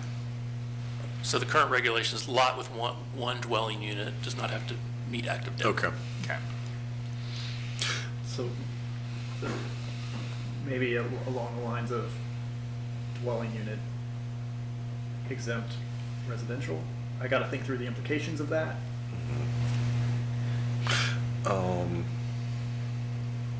Look at depth. The thing that we're trying to prevent, right, is like you put a big utility room in the pit, like in the facing the street or a hallway, and so you've got like no windows for some reason, blank wall.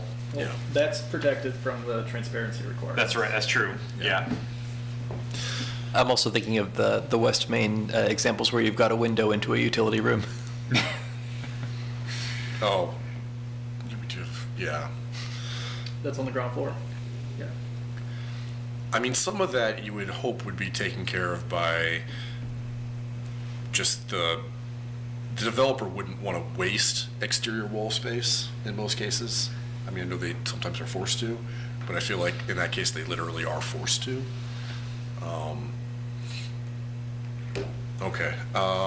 Well, so ideas that we're looking at: excluding dwelling units, looking at how deep the active depth is, looking at whether it applies to all the different stories. I think we should look at the definition. I don't think a hallway should be defined as an inactive space. Kelly had brought up the idea of a single loaded corridor fronting on a building, and I guess we have a couple examples of that. There's one on McIntyre, one of those older apartment buildings. I think we've had, what was it, is it Cavalier Court, the hotel that was at Ivy and Emmett used to be like that? Am I right in thinking that? Is that a concern? Parking in active depth. I think that was one of the main reasons that we had active depth. Or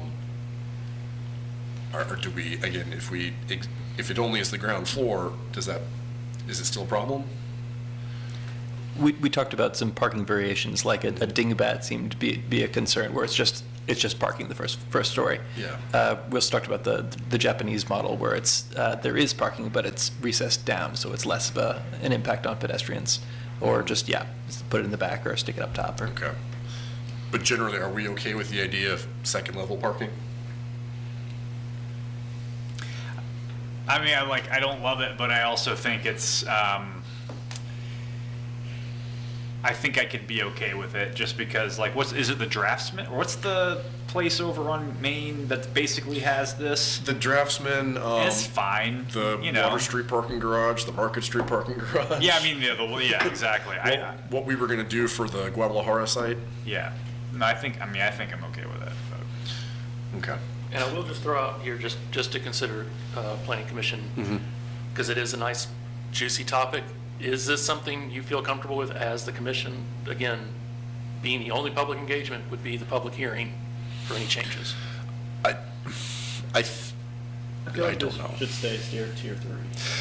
I guess what I'm hoping is maybe whatever subcommittee we form, we could work on this sooner than later and get something to you guys to then dissect and decide if it needs to get more public input. But to push it ahead so it doesn't, It's a if there's priority. any way we could get it done in a year, that would be fantastic. It seems like such a technical issue that, like, for me, I'm not totally sure this is like something that requires an extensive public engagement process. Are we changing the philosophy behind the code? I don't know that it is. I think it's almost just like saying, do we really intend to make it this strict? Or can we achieve the same outcomes by making it more lenient? I mean, I want to agree, but I guess I feel like staff is going to end up telling us whether it'll be Mrs. Brown's gut check.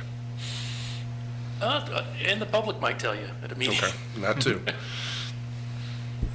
I could be very wrong, but I have a hard time imagining that if there were a public event for feedback on this topic, that people would show up. Maybe we'll have the event and I'll have egg on my face, but who's coming to this event if we have fun? It depends how well advertised it gets. There might be, the development community might show up. Yeah. Okay. I don't understand what C17 was. So what did we just decide to do?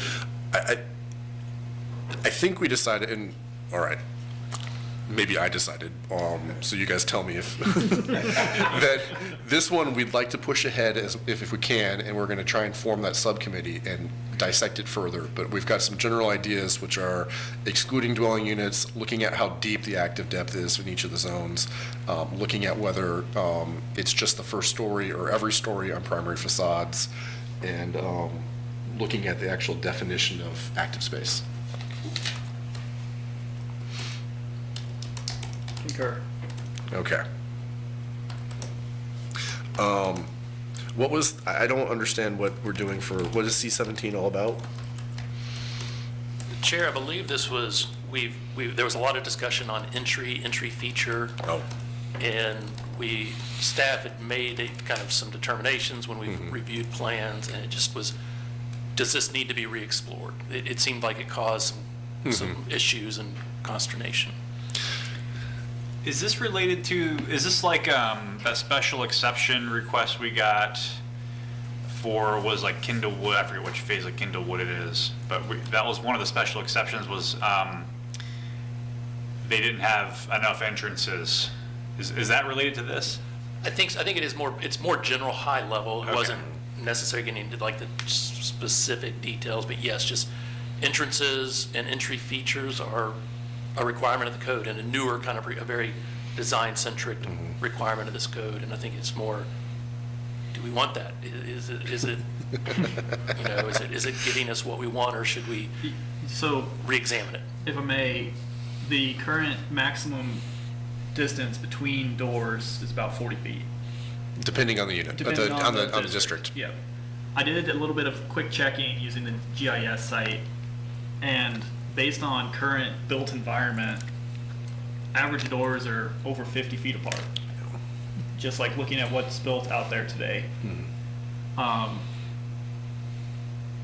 So, and I think the intent is, from this, is to provide flexibility for future space. You kind of have a door already there, so that if somebody comes in and wants to have the space of 2 doors as one restaurant, that's possible, but if they want a smaller restaurant, they can have just one of the doors. But I struggle with this one because like doors aren't that hard to retrofit into a building. It can be difficult, but I think the doors Forcing actually them have to- to be usable. forcing them to put a door in today for possible flexibility use, I struggle with. I think isn't it primarily about it's like eyes on the street, activating the pedestrian realm? Like we want people going in and out of doors on the street so that there is like activity there.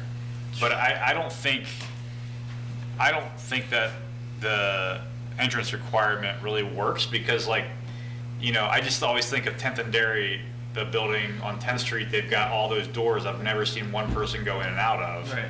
And is it doing anything for us? I mean, I know that wasn't built under this code, but and because we got that special exception permit, it's just like, you know, I don't feel like it's like a proxy for pedestrian activization that isn't actually necessarily doing anything. I feel like this code is gonna make us end up with a bunch of doors that aren't used. Yeah. I think those doors actually have to be used. Well, they have to, yeah, like, If you know, you're Tenth and operable. Dairy, they go into someone's apartment, I Yeah. assume, but I've never seen anyone come in and out of them. And commissioners, as you had your discussion too, and I will just point out, because I do like this about our code versus our old code, these sections do have an intent section. So when you're kind of having these conversations and you're wanting to see where we're coming from and if it's meeting what we're trying to do, like entrances has an intent section. So it's just a tool to think about as you're having your discussion. It sounds like this one is, we're leaving it on tier 3 and we need to think more about it. I mean, I agree, I haven't really liked the entrance feature thing since before we approved the code, but, okay. I would just note that looser requirements make some sense to me. Yeah. Okay. I agree. All right, so we sort of talked about the garage and active depth, so I'm going to lump that in with the C16. C19, we've got the athletic field lighting. You talked about that briefly already? Not time sensitive. Okay, I tend to agree. I think it can stay as a special exception, probably. And the city can go through its own process. C20, let's see. I'm confused by this one because the section that's quoted is about ribbon driveways. So This one intrigued me, so I dug into it quite a bit. Uh-huh. The ribbon maximum or minimum width is 2 feet for the tire to go across. Yeah. But if you also want to use that ribbon as pedestrian access, Oh. it has to be 3 feet. But then another part of the code says you can't mix pedestrian access and vehicular travel. Interesting. And the part of the code about not mixing pedestrian and vehicular travel is, from what I could see, more focused on parking lots. You basically want to separate vehicular movement from pedestrian movement. So public versus private. I think it could even be on a private parking lot. Okay. Is a ribbon driveway pedestrian access? It could be. Wouldn't there be cars parked there a lot of the time? Well, like if the graphic in the code shows a home with a ribbon driveway, and right here it's 3 feet, but after you get past the front porch of the house, it's then 2 feet because the garage is actually behind the house. So it's like using one of the ribbons as the connector from the sidewalk to the front porch. Past where the car goes, or the whole? No, the car goes further than the pedestrian walkway. What if another car goes there also? Sure, that's absolutely plausible. But the question is do we want to allow the mixing of pedestrian and vehicular travel? Or at least for small scale residential projects. I mean, I think you see this in, it's not the greatest thing, but you see it in subdivisions all the time where people use their driveway as part of their walkway up to the house. Yeah. Right. It doesn't To me, this seem that bad. To me, this is not. This needs to. Staff could come up with a way to. Is it causing? Square this circle. Yeah, it does seem like a sort of easy fix that. Yeah, I don't want to have to care about this. I agree. That was just the example in there. I'm sure there's other examples where this could be applied to. I generally don't have an issue with mixing pedestrian and vehicular access. Does, for small scale residential development, does anybody on this commission have a concern with mixing vehicular and pedestrian access? So using your driveway as your walkway up to your house? My only concern would be a situation where there is no possible way to have safe access because there's just not enough parking. So one would assume that will be used for parking. That would be my only concern. All right. Well, I think this one's going to sit here for a while on C3. Okay. Matt, do you kind of get our concerns at least? Yes, I get the concerns, and I do mean, it hasn't really come up as a big issue, but it is a contradiction in the code. Yeah. Thrown on the list, if it sits on the list for a little while. Okay.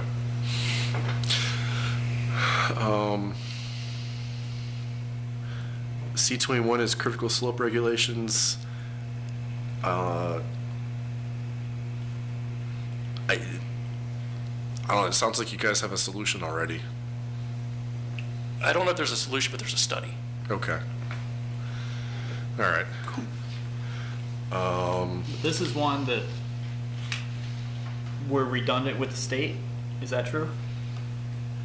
Not exactly. I was the one who put this into the spreadsheet a while ago, based on the research James Fries did a couple of years ago, where he showed that the original purpose of our critical slope regulations was to protect against erosion and stormwater in the old days when we didn't have strong rules for that. And so it was just my thought to try and, since we have a 6,000 square foot limit and we have requirements for erosion and stormwater management planning, that anything that doesn't go through those plans should come to you guys, but anything that doesn't necessarily need to.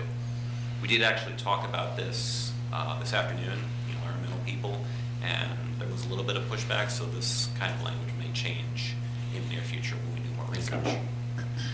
All right. But you guys are on top of it. Okay. All right. Now for my favorite, setbacks and build-to zones. I guess one idea that has been floated is whether there's exemptions, further exemptions to this. I think we currently have an exemption for the, if you're using the, or if you're able to take advantage of the existing building in the R zones. Is that correct?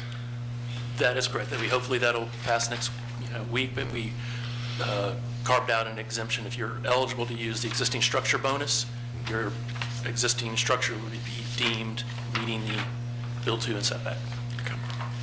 Just to clarify, so if you're eligible for the existing structure bonus, so that means even if you're not taking advantage of that bonus, just if you're eligible, you don't have to meet the build to. Correct. So Okay. it would cover things like you're doing things that maybe would require you to bring it up to current regulations. Okay. So that does resolve a lot of issues in the R zones.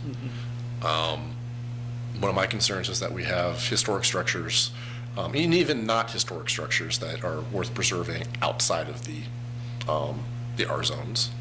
And so question one is that of concern to anybody else? That I think currently you're allowed to build onto the back of an existing building without bringing it up to the build-to zone. But if you add a separate building on the site, that building or all the construction needs to be within the build-to zone.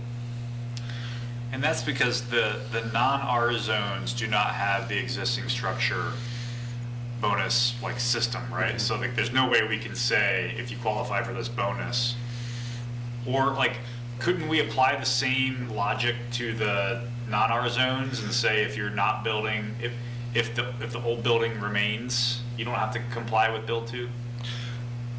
I would suggest that's a possible option. And define existing building the way that we're defining it for the R zones. But, I mean, just to make sure, is this a shared concern? I mean, the intent with this build to requirement is to bring buildings closer to the public realm. Yes. But I can see how in a brownfield environment or a built environment like we are here in the city for existing lots and structures, that's quite difficult. So I can understand the exemption for the residential areas, even though I think that that's one of the areas that buildings are most far away from the street. So I really struggle with this one. I fully understand the current code in a greenfield environment, but in a city that's built like ours is here today, I really struggle with with this. I think that in the sort of X zones, so the non-residential zones, those are really the spots that I believe that moving buildings closer to the street makes sense with the intent of that purpose. But how much building or growth or development is that going to inhibit if we keep it that way, is my question that I don't have an answer to. And I think where I got interested in this was we had a special exception last year for Element Construction has a house on High Street that's in a commercial zone, but it's an old house, and they wanted to put a workshop building in their backyard. And I forget if that was determined as an accessory use or not, but had that been a primary use, it would have had to go in front of this house. Sure. Now, that would have started the process of, I guess eventually we would like to see High Street have, commercial construction up fronting on it. But as it exists now, it's a mix of small commercial projects and houses that are set further back. And do we want a code that encourages those buildings to be demolished so that or to have something built in front of them if there's enough room? Or in order to achieve that streetscape? Or is it more important to allow the maintenance of what exists, just for, character's sake and for also, I guess, sustainability's sake? It's better not to tear something down and build new if you don't have to. It's kind of those are the two, To sides the to point it. that Danny keeps bringing us back to is prioritizing or moving into a different tier. I think that this is one to prioritize. Sorry. Something I've been thinking about is uses. For residential uses, I'm less concerned about this as the public realm. Residential uses is not really the public realm in the same way. For commercial uses, kind of is. That may be a useful distinction. Okay. So you're saying if it's a commercial use, you would be in favor of maintaining the current code? So even in the case of like Elements building? With the special exception process. With the special exception process. Okay. Okay. So, I think like, I always thought of this build to requirement and this goal of moving things closer to the street as if you're gonna build a new building, put it there. And, so I would tend to come down like commercial or residential. I don't think it makes sense to say, oh, you want to build onto the back. Sorry, you can't. You have to build onto the front. Like that, to me, I think I don't think what we're going to do is induce people tearing down buildings. I think we're just going to induce the property being of less use to them because they are just not going to do the thing that they want to do, which seems like not what we want to do with our zoning code, in my opinion. But in terms of priority, Carl, are you thinking tier 2 for this? This is one of the ones that I think I'd like to work out in a subcommittee and try and get it done in the next year if we can. My concern is for preservation and architectural design control districts. And one of the suggestions is, we could tie this to whether a building is a contributing structure, a design district, whether it can have an exemption. One of the things, I find it a little funny that you can add on to the back of a building, but you can't build behind a building. So, with some of our older buildings, if you attach a building to the back of it, you're going to end up having to do sprinklers and other, things that change the cost of the project. So to me, those two things don't change how things feel on the street. So I'm not sure that distinction that we have currently in the code makes no sense to me. I figure if you're building behind, whatever, just keep building behind. Once you build something in front, then yes, it's got to start meeting our code. But that's kind of where I'm landing on this. And I would like to have a general exception that just says, if you have an existing use, existing primary use that, meets the definition of an existing building, you're allowed to build behind it. You just can't, once you build in front of it, you have to start meeting our build to requirements. But I don't know if, that doesn't distinguish between commercial and residential, and it doesn't encourage that building up front as much as the code currently does. Maybe from a different perspective, how does this requirement to build to the street inhibit the point of the new zoning code of getting more housing built? Does it limit potential new units, forcing people to build to the street? I think if somebody has, if somebody's not in one of the R zones, but they have a house that they have got their residential units in a C zone or whatever, they can't build a backyard ADU. They can build an attached thing on the back of their house, but they can't build a backyard dwelling unit. So from that perspective, you're limiting units with current code. That would be an example of where that would be limiting. Yeah. Is that in the R zones or? No, that's outside the R Okay. zones. What about the simpler idea of saying we do the same exemption for existing structures for all zones? That was raised earlier, right? Yeah. Yeah. I mean, I think that would be one of the things that we'd want to. Does that miss important cases? Exempting parcels that have an existing structure. I don't think it would miss any. I think that captures everything. The only issue I would worry about would be like shed on a primarily empty lot. But we're talking, sorry, the exemption is for preserving primary structure. Right. But if the shed is the primary structure. But doesn't it have to have like a primary? Okay. Didn't we make some distinction already between sheds and primary uses? Like, can you have? You have to establish first a primary structure, and then you could have accessory structures. But there has to be a primary structure on a lot. So if there's an existing lot that has just an existing shed on it, that doesn't count as a primary structure, or does it? It gets a little tricky, it would get into whether that's a non-conforming lot, when the shed was built on the lot. So it could happen, but it'd be very rare. It'd be a handful. I can think of maybe one or two where there was a double lot and the house is on one lot, the shed's on the other, and now someone's thinking about doing something with it, so they would need to get a zoning determination letter to figure out the circumstance for that other lot. Could that kind of weird situation be handled administratively?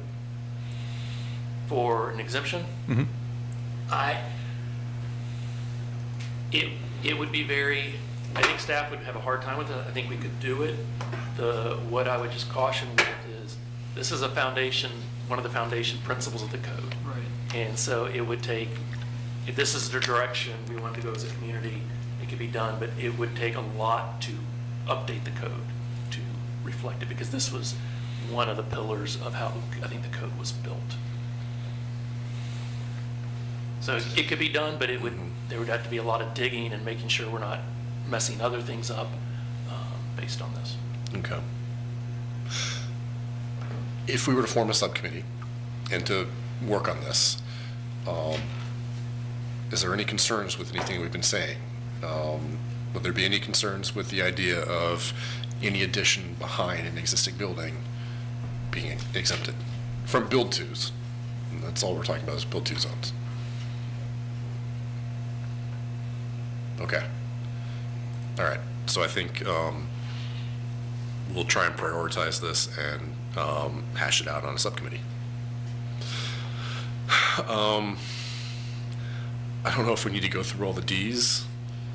Are there any that people have issues with or want to discuss? These are our own comments, which I think already made it up into the Cs.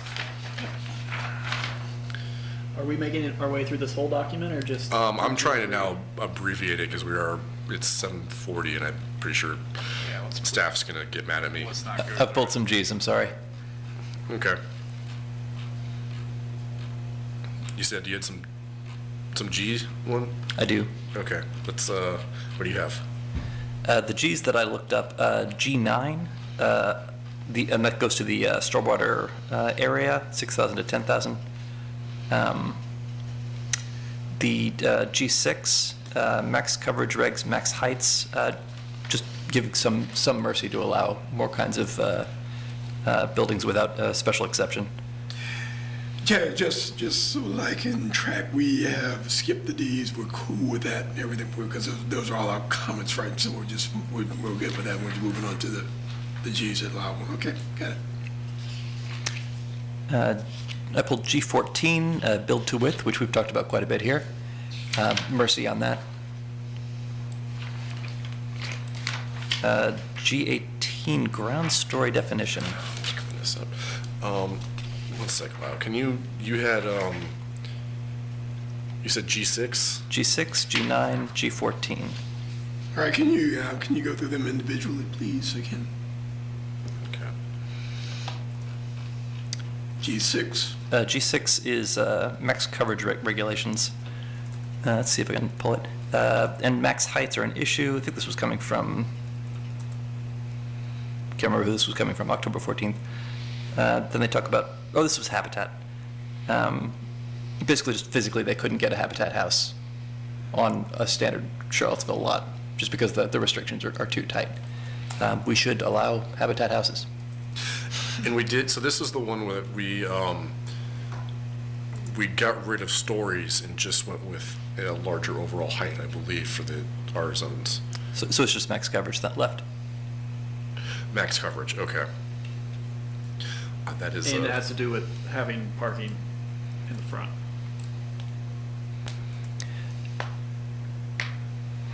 They can do alley and corner, but it's not great.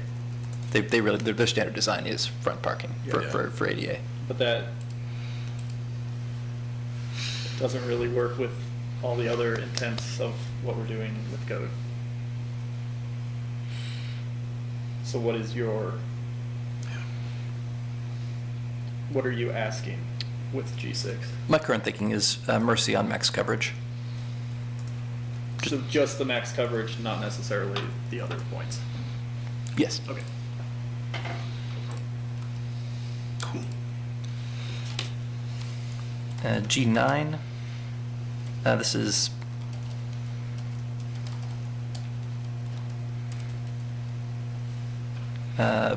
up the amount of disturbed area for stormwater for 6,000 to 10,000. That's just matching state code, which I think makes sense. Yep, thanks. G14, build to width. Creating a lot of issues, it's true. Utility requirements just physically can't be done. Also, slope issues, just giving more mercy or administrative relief without requiring special exemption or exception. all right, so these are two different issues. What's the proposition for build to width? That it's the minimum percentage is too much? Yeah, for weird sites. And we mostly get weird sites. Rory talked about this a lot. Okay. He had a lot of mathematical examples. I mean, I agree. I think that what the intention would have been is that if you can't build a building wide enough, you split the lot up or you re-subdivide. But that's, I guess, not always possible. Is that what we're getting at? Right.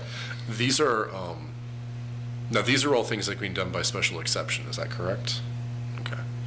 But you're still saying minimum percentage is too high.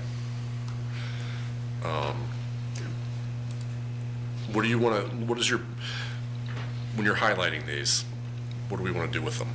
My suggestion would be that staff look at what kind of relief could be offered to reduce the number of special exception problems. Okay, so we're thinking of shifting these up to like a tier 3, okay.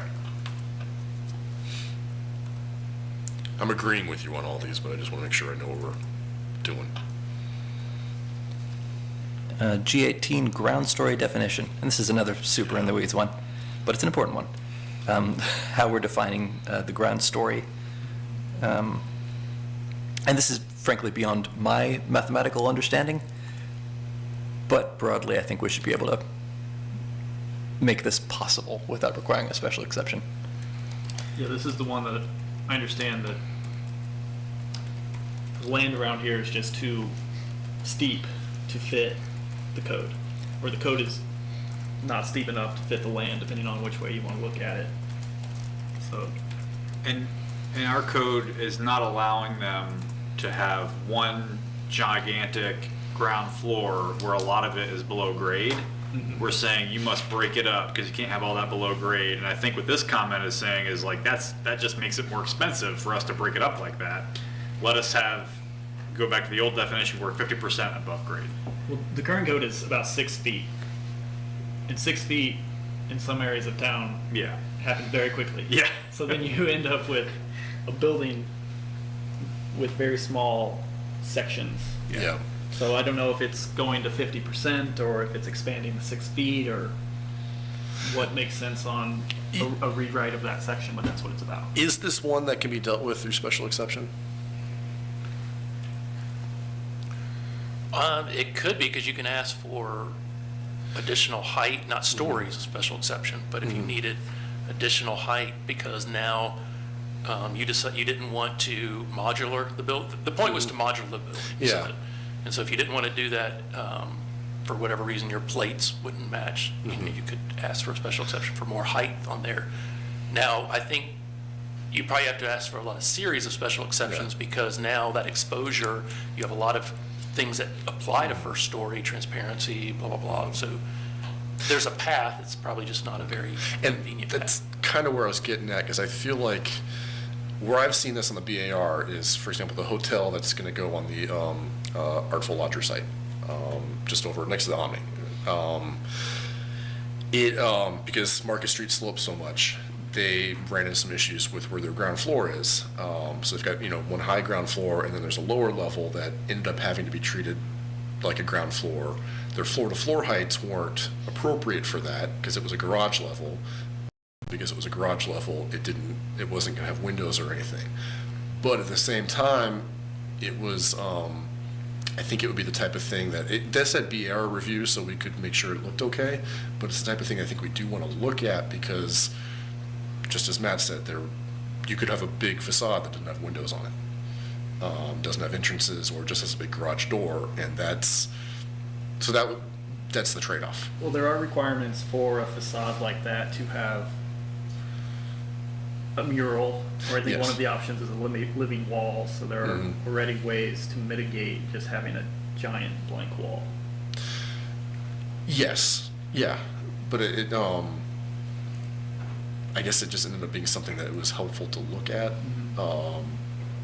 from a discretionary point of view, rather than like a formulaic, put this stuff here, because it wasn't going to meet the code, whatever they did.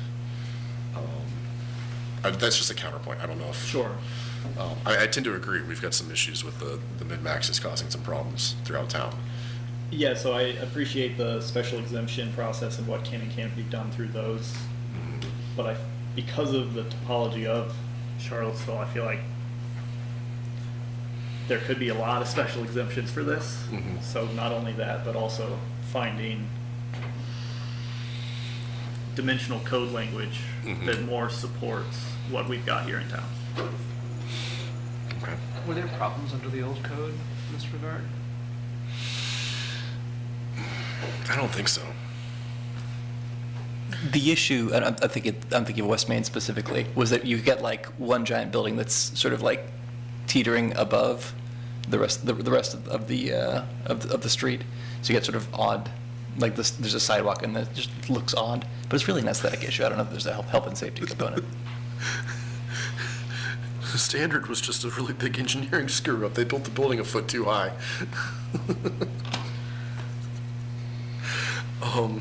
Sorry. Yeah. That was unfortunate. Any others, Lyle? I have two that I couldn't find a G for, but I'd like to note them. Grocery stores near schools. It's a big one. We talk in the comp plan. We just haven't done it in the zoning code. Allowing grocery stores near schools. The The big pushback was that there would be tobacco products sold in those grocery stores near schools, and we don't want tobacco products sold near schools, which I'm very sensitive of. It is now legal in Virginia for council, if they're concerned about this issue, to say, no tobacco products near schools or whatever. That is now legal in Virginia, as of, I think, 2 years ago. So the IGA that used to be, so what are we gonna do about that? Because how far is Johnson from that, the school's pretty close, right? Yeah, Other one, Jerry. Yeah. it's right next to us, next to a park. So council could say, well, we're concerned about tobacco products being sold next to a park. We will not allow them by ordinance. If desired. Yeah, I mean, the kids will definitely Oh, you know, get there, tobacco that's products. a political nightmare. I mean, the community's expected to have a grocery store there. Do we already have regulations that say you can't have they're preventing a grocery store from popping up near schools? Not in the land use. So what's stopping it? We killed neighborhood commercial. Well, that's why we're having a work session on it. There was another one, Lyle? Accessory dwelling unit de minimis exemption for aesthetic and sidewalk requirements. Just a homeowner who was very upset about trying to build an ADU. He looked at all the numbers for all the costs of actually building an accessory dwelling unit behind an existing home. This not possible to see. I think they were trying to build it in Belmont, and it would have forced substantial changes to the facade to get the lot into conformance when the ADU was not would not have been visual, so he wasn't able to do it just because the cost of getting the sort of a large facade didn't make sense for the ADU revenue. But we've fixed that just now, yes? Aren't there exceptions to, in the R zones, that you could build like a second dwelling unit and not have to update the original house to meet all the zoning code requirements? I mean, it hasn't got to do with that, but yeah, I mean, it's about building that second unit in back, but the unit in front is non-conforming to build to and setbacks, Yeah. because that'll be fixed. Yeah, I thought we were working, that was part of next week's, Yeah. correct? So that would be for sidewalk, and that would be for tree planting and all that stuff? For, as far as bringing the site up to compliance? Yes. No, typically we wouldn't, it's the area you're disturbing. If you were tearing the house down and redoing the lot, yes, you would come up to conformity. But if you had an existing structure and you wanted to build behind it, staff only looks at what's being proposed, not what's outside of what's being proposed. Okay, so that's, Again, unless it's very specific, which the code we're running into with, you couldn't build that second unit until your first unit met build to and setbacks, and that's what we're trying to correct next week. Thank you.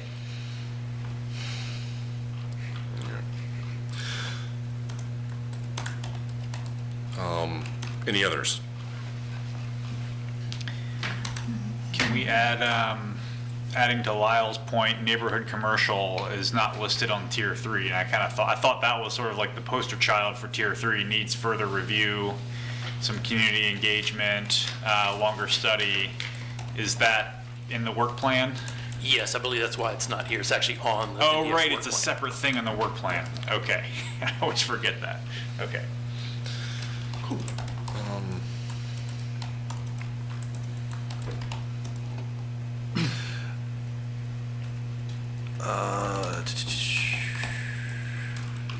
One sec. Sorry, I had one.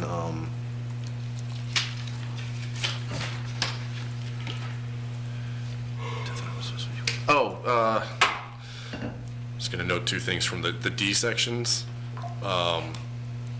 D2, this just feels like an easy fix. Maybe it's not important at all, but it seems like somewhere we can add in the zoning code that doors shouldn't swing over the required walking zone in the public right of way. We've had a couple instances where on West Main Street where this happens, and you've got this narrow sidewalk and doors from restaurants that just open onto the sidewalk.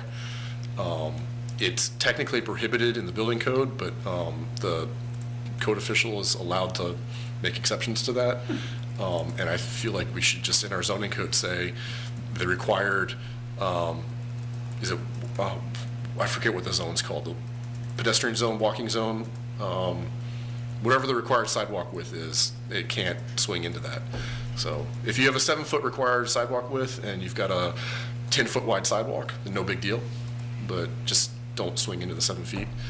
Doesn't that force the building to be pushed back by the width of the door? No, it forces you to have a recessed entryway if you build a new building, Okay. which is one of our entry features that we allow. So there's that option, or there's the option of having a wider sidewalk. Yes, or sliding doors, which is what the Marriott on West Main does.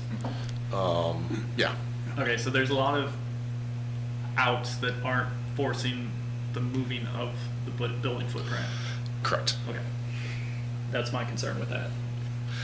So where this has happened has been existing buildings have added new entrances, or filled in their recessed entryway.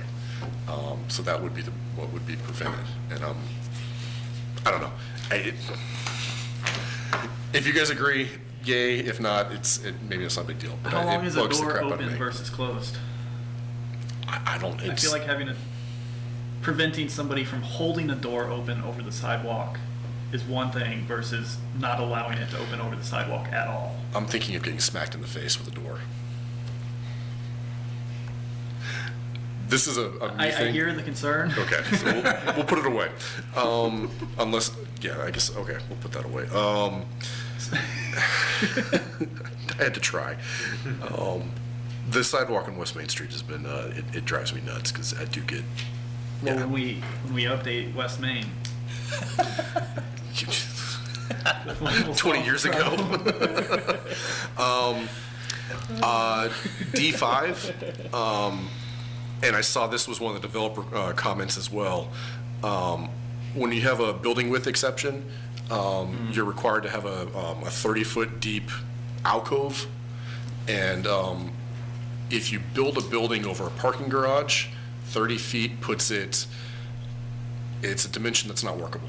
So parking garages are 60 feet wide, and if you have a apartment building sitting on top of that with a double loaded corridor, your units are, 26 feet wide, 26 feet deep, and you got your corridor that's in the middle, and then another unit. Having a 30-foot recess puts the recess in the middle of the corridor. Doesn't work. Like, it would make more sense if it was 25 feet. I don't know. Which number is this? D5. Yeah. And one of the developers pulled that, mentioned that as well.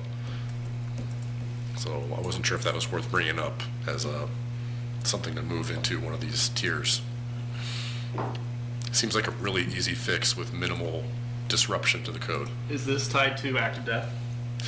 It is tied to, if your building is too wide, you need to build the way around that is to build like a recessed courtyard. To make it appear as more than one building. And that depth is determined by the width of the building, but it maxes out at 30 feet.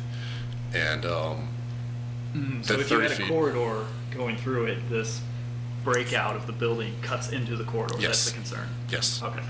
Yeah, that seems like it should be fixed. okay. Matt, I don't know if that made any sense to you. I heard move it to one or two. Okay.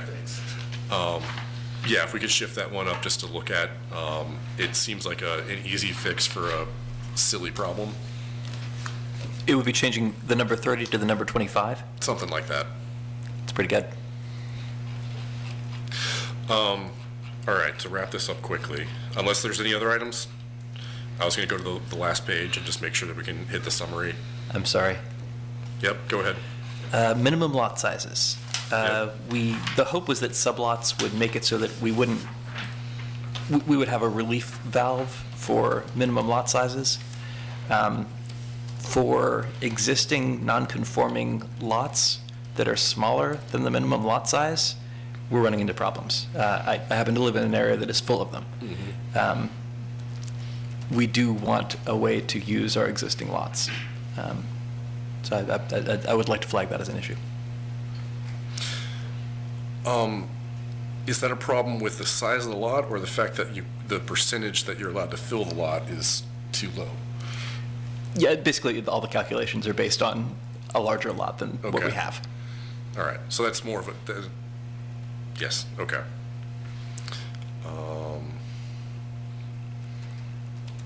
Matt, did that make sense to you? I would need to look into it more because we have the non-conforming lot section, which states you're allowed to use your lot for any use. I think But it's, is it just the like your percentage coverage is what, 60% in RA? So, like, I'll use my lot as an example. I can't add anything into my lot because my house is already, it's a tiny house and already there's no room to like, if I added a garage or something, I would go over my percentage allowed. So more exploring more to the non-conforming lot Yeah. section, basically. Yeah, I mean, it's something we can look at. I think I won't say complicated quickly, but yeah, I mean, when we talk about when a house is too small, small is too small, like. Well, yeah. No, I don't mean, sorry, I didn't mean to say my house is too small, but I'm saying, yeah, it's, yeah. But when you talk about a non-conforming lot, it doesn't categorize non-conforming lots as like teeny non-conforming lots, Yeah. small, it's just non-conforming lots. Yeah. And yeah, how would you say, you have the right to build on it, but doesn't mean I have the right to build a 25,000 square foot house. Yes. I could build a 800 square foot house. So it gets into just that can be a little bit tricky. When we say the rules should change for a non-conforming lot, what do we mean by that? Well, that sounds like a good tier 3 discussion. But not prioritized. I mean, yeah, I would love to solve it, but yeah, I think that needs some research. Okay. I mean, is the initial research, how many non-conforming lots are there in the city? Dozens. Like as a percentage of total lots? Yeah, probably. I think we did do an analysis during the zoning code update. I'm forgetting the exact number. It was the majority are non-conforming. Sounds like.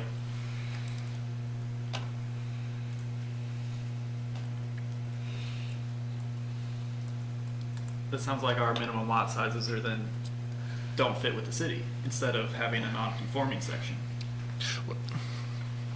I was just gonna say, I'm not even sure if it's the problem. I don't think the problem is the minimum lot size. I think the problem is just existing lots are not developable because they're bound by the same rules as your brand new lot that you're creating in a subdivision. So I don't know how we'd categorize that, or, yeah. Is that fair to say? Yes, that's my understanding.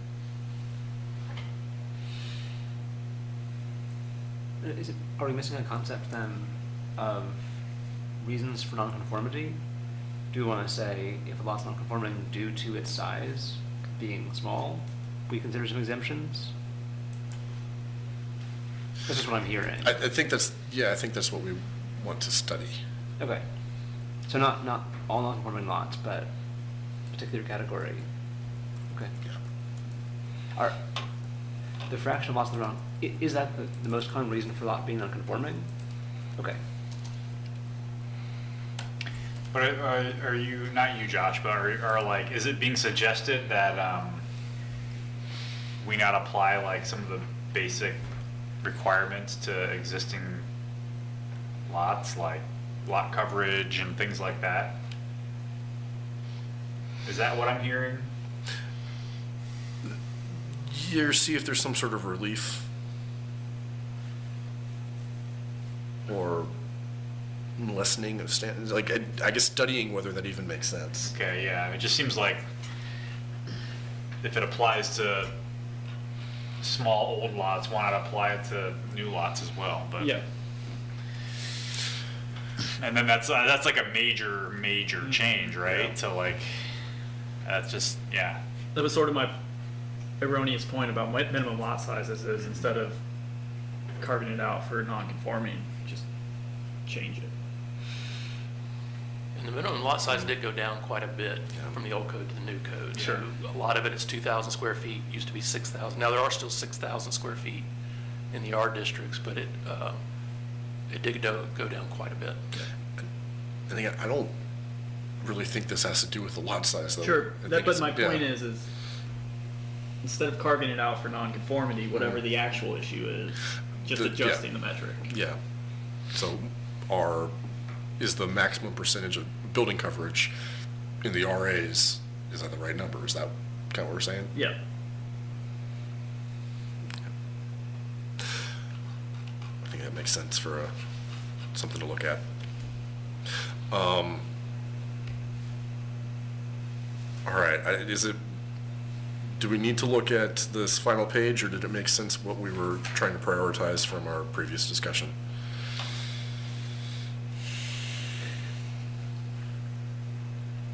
Did anybody take note about the ones we wanted to prioritize? So I we sort could of did. Reprioritize the prioritization. So it looks like building height and massing, clarify bonus height applies to a lot of building with multiple units. So we talked about that. We're good with number one. We can take that off the list, correct? Yeah, I believe so. Build to setback requirements. This is one of the ones that we want to prioritize, but we're going to try and do a subcommittee to move it along. Active depth, same thing. Special exception permits. I think we agreed that this is one that we want to push forward and prioritize. Change my color on that one. Street topology map. Yeah, I think we decided this was housekeeping, and we were hoping that you guys can just, It's a Do that. non-tier 3 item. yeah.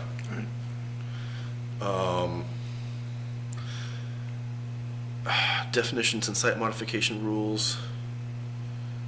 I forget which ones those were. I think the others are, we agreed are not huge priorities. What about the stormwater So we added for that. 6,000? That's being studied as part of the environmental. I think you'll get more information as that moves along, is Okay. being considered. All right, let's see if we missed any big ones in here.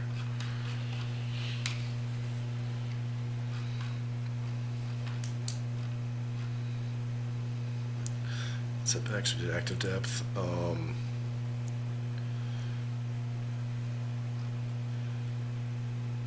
Special exceptions. Yeah, I think those are the ones that we pushed to be a high priority. We didn't talk about the EV charging. Is that something worth further deliberation? Yeah, do we need to discuss that? Is that something, I thought you guys were working through a way to make that work. There's currently a study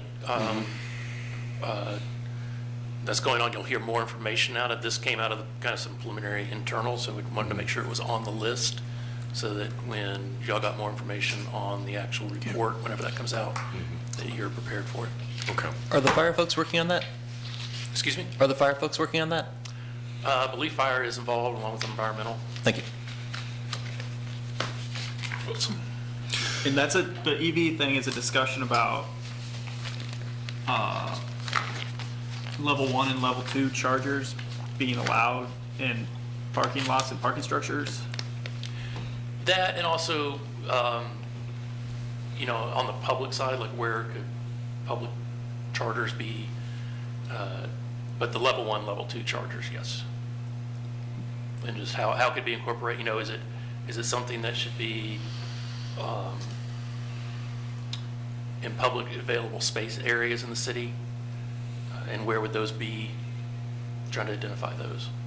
So what do you mean by public charger?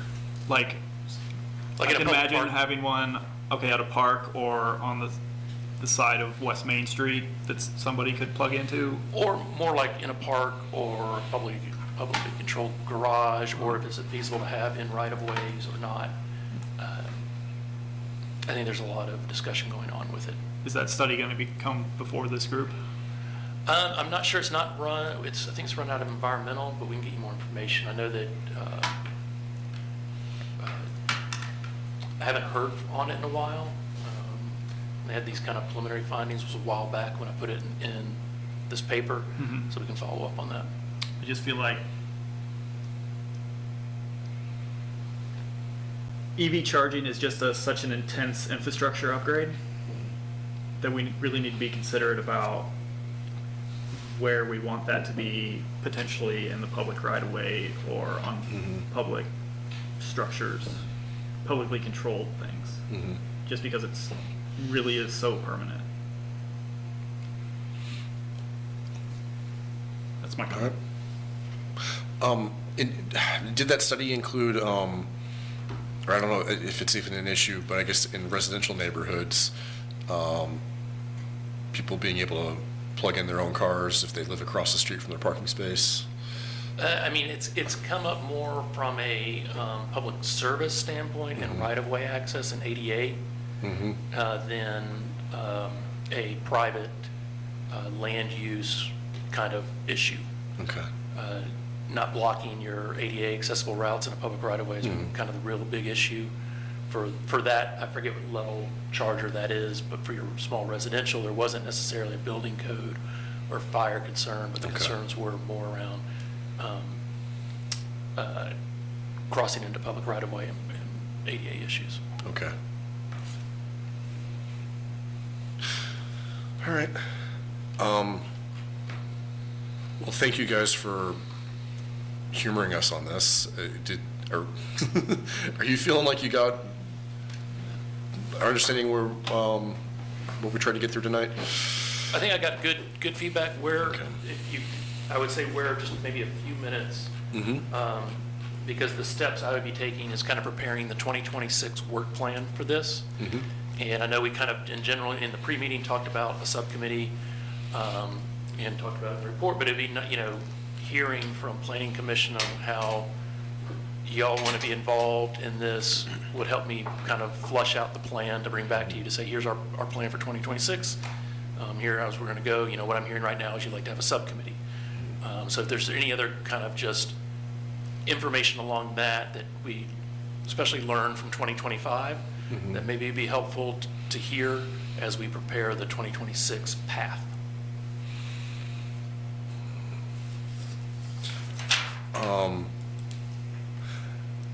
Like, are you asking, like, I mean, if you should report back to us periodically, or is,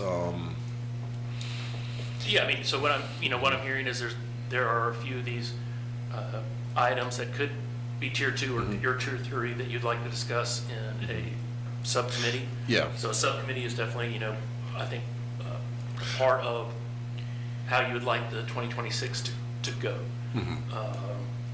I would imagine we envision 1 or 2 larger work sessions, but I wanted to hear if that's what y'all are thinking. So how we did 2025 is we came forward with a list. We had several work sessions. We had a listening session with the local builders and developers. Then we had a public hearing. So the thoughts being there would probably be a subcommittee that would meet maybe 2 or 3 times, probably 1 or 2 work sessions to discuss what came out of that subcommittee, and then having the public hearing to make recommendations. Just saying that out loud is probably 8 months in general. So just wanted to get some feedback on just what y'all, not putting you on the spot for what y'all felt about the 2025, but just going into 2026, how we lessons learned, what we could do. If there are anything, I mean, if Yeah. that sounds, what I just said sounds good, we can roll with that. I think it sounds good. I mean, I think as you guys dig into some of these things, and if you run into roadblocks, to let us know that these are all the things that are complicating what you want to achieve, think of something else or whatever. I mean, it's kind of giving us feedback if we've asked for something that's impossible to achieve, but also, these, work sessions as necessary to, anytime you guys need feedback from us. And as far as the subcommittee is concerned, can we form that tonight? Sure. So it's two of us. I would love to be on that unless anybody else, if you guys want to fight me for it. Not fight me, but, argue for it. There's more than one, right? We can have two people. I mean, there's more than one subcommittee for each of the topics, or is there we one could do it that subcommittee way. for both topics? We could do it either way. I thought it was going to be one that does, anything zoning code related. But if you want to I bring it up would further. recommend that you just go with one so that, what- it's better coordination. Would anybody like to join me? I'd be happy to join. Okay. We good with this? Works. Okay. So, I will say, I wasn't terribly involved with the 2025 stuff, but my thought is that as the 25 items were the first round, that I would imagine that going into future rounds, these work sessions may not be as long and involved as they were. So maybe that helps with some of the time commitment and work involved in doing it. So maybe just from that perspective itself, it won't be so cumbersome. But I do think that since we're going through these first round of tweaks, it would potentially be nice to get the people that do the work out in the field to give us feedback on if we're hitting the mark or if we're off. I thought the developer and builder listening session That's what you mean. was informative. okay. So going to developers and, okay. Let's figure out how to set that up. Other thoughts, or should we close? I would move to adjourn. Okay. Second. All right. Let's adjourn. Thank you, guys.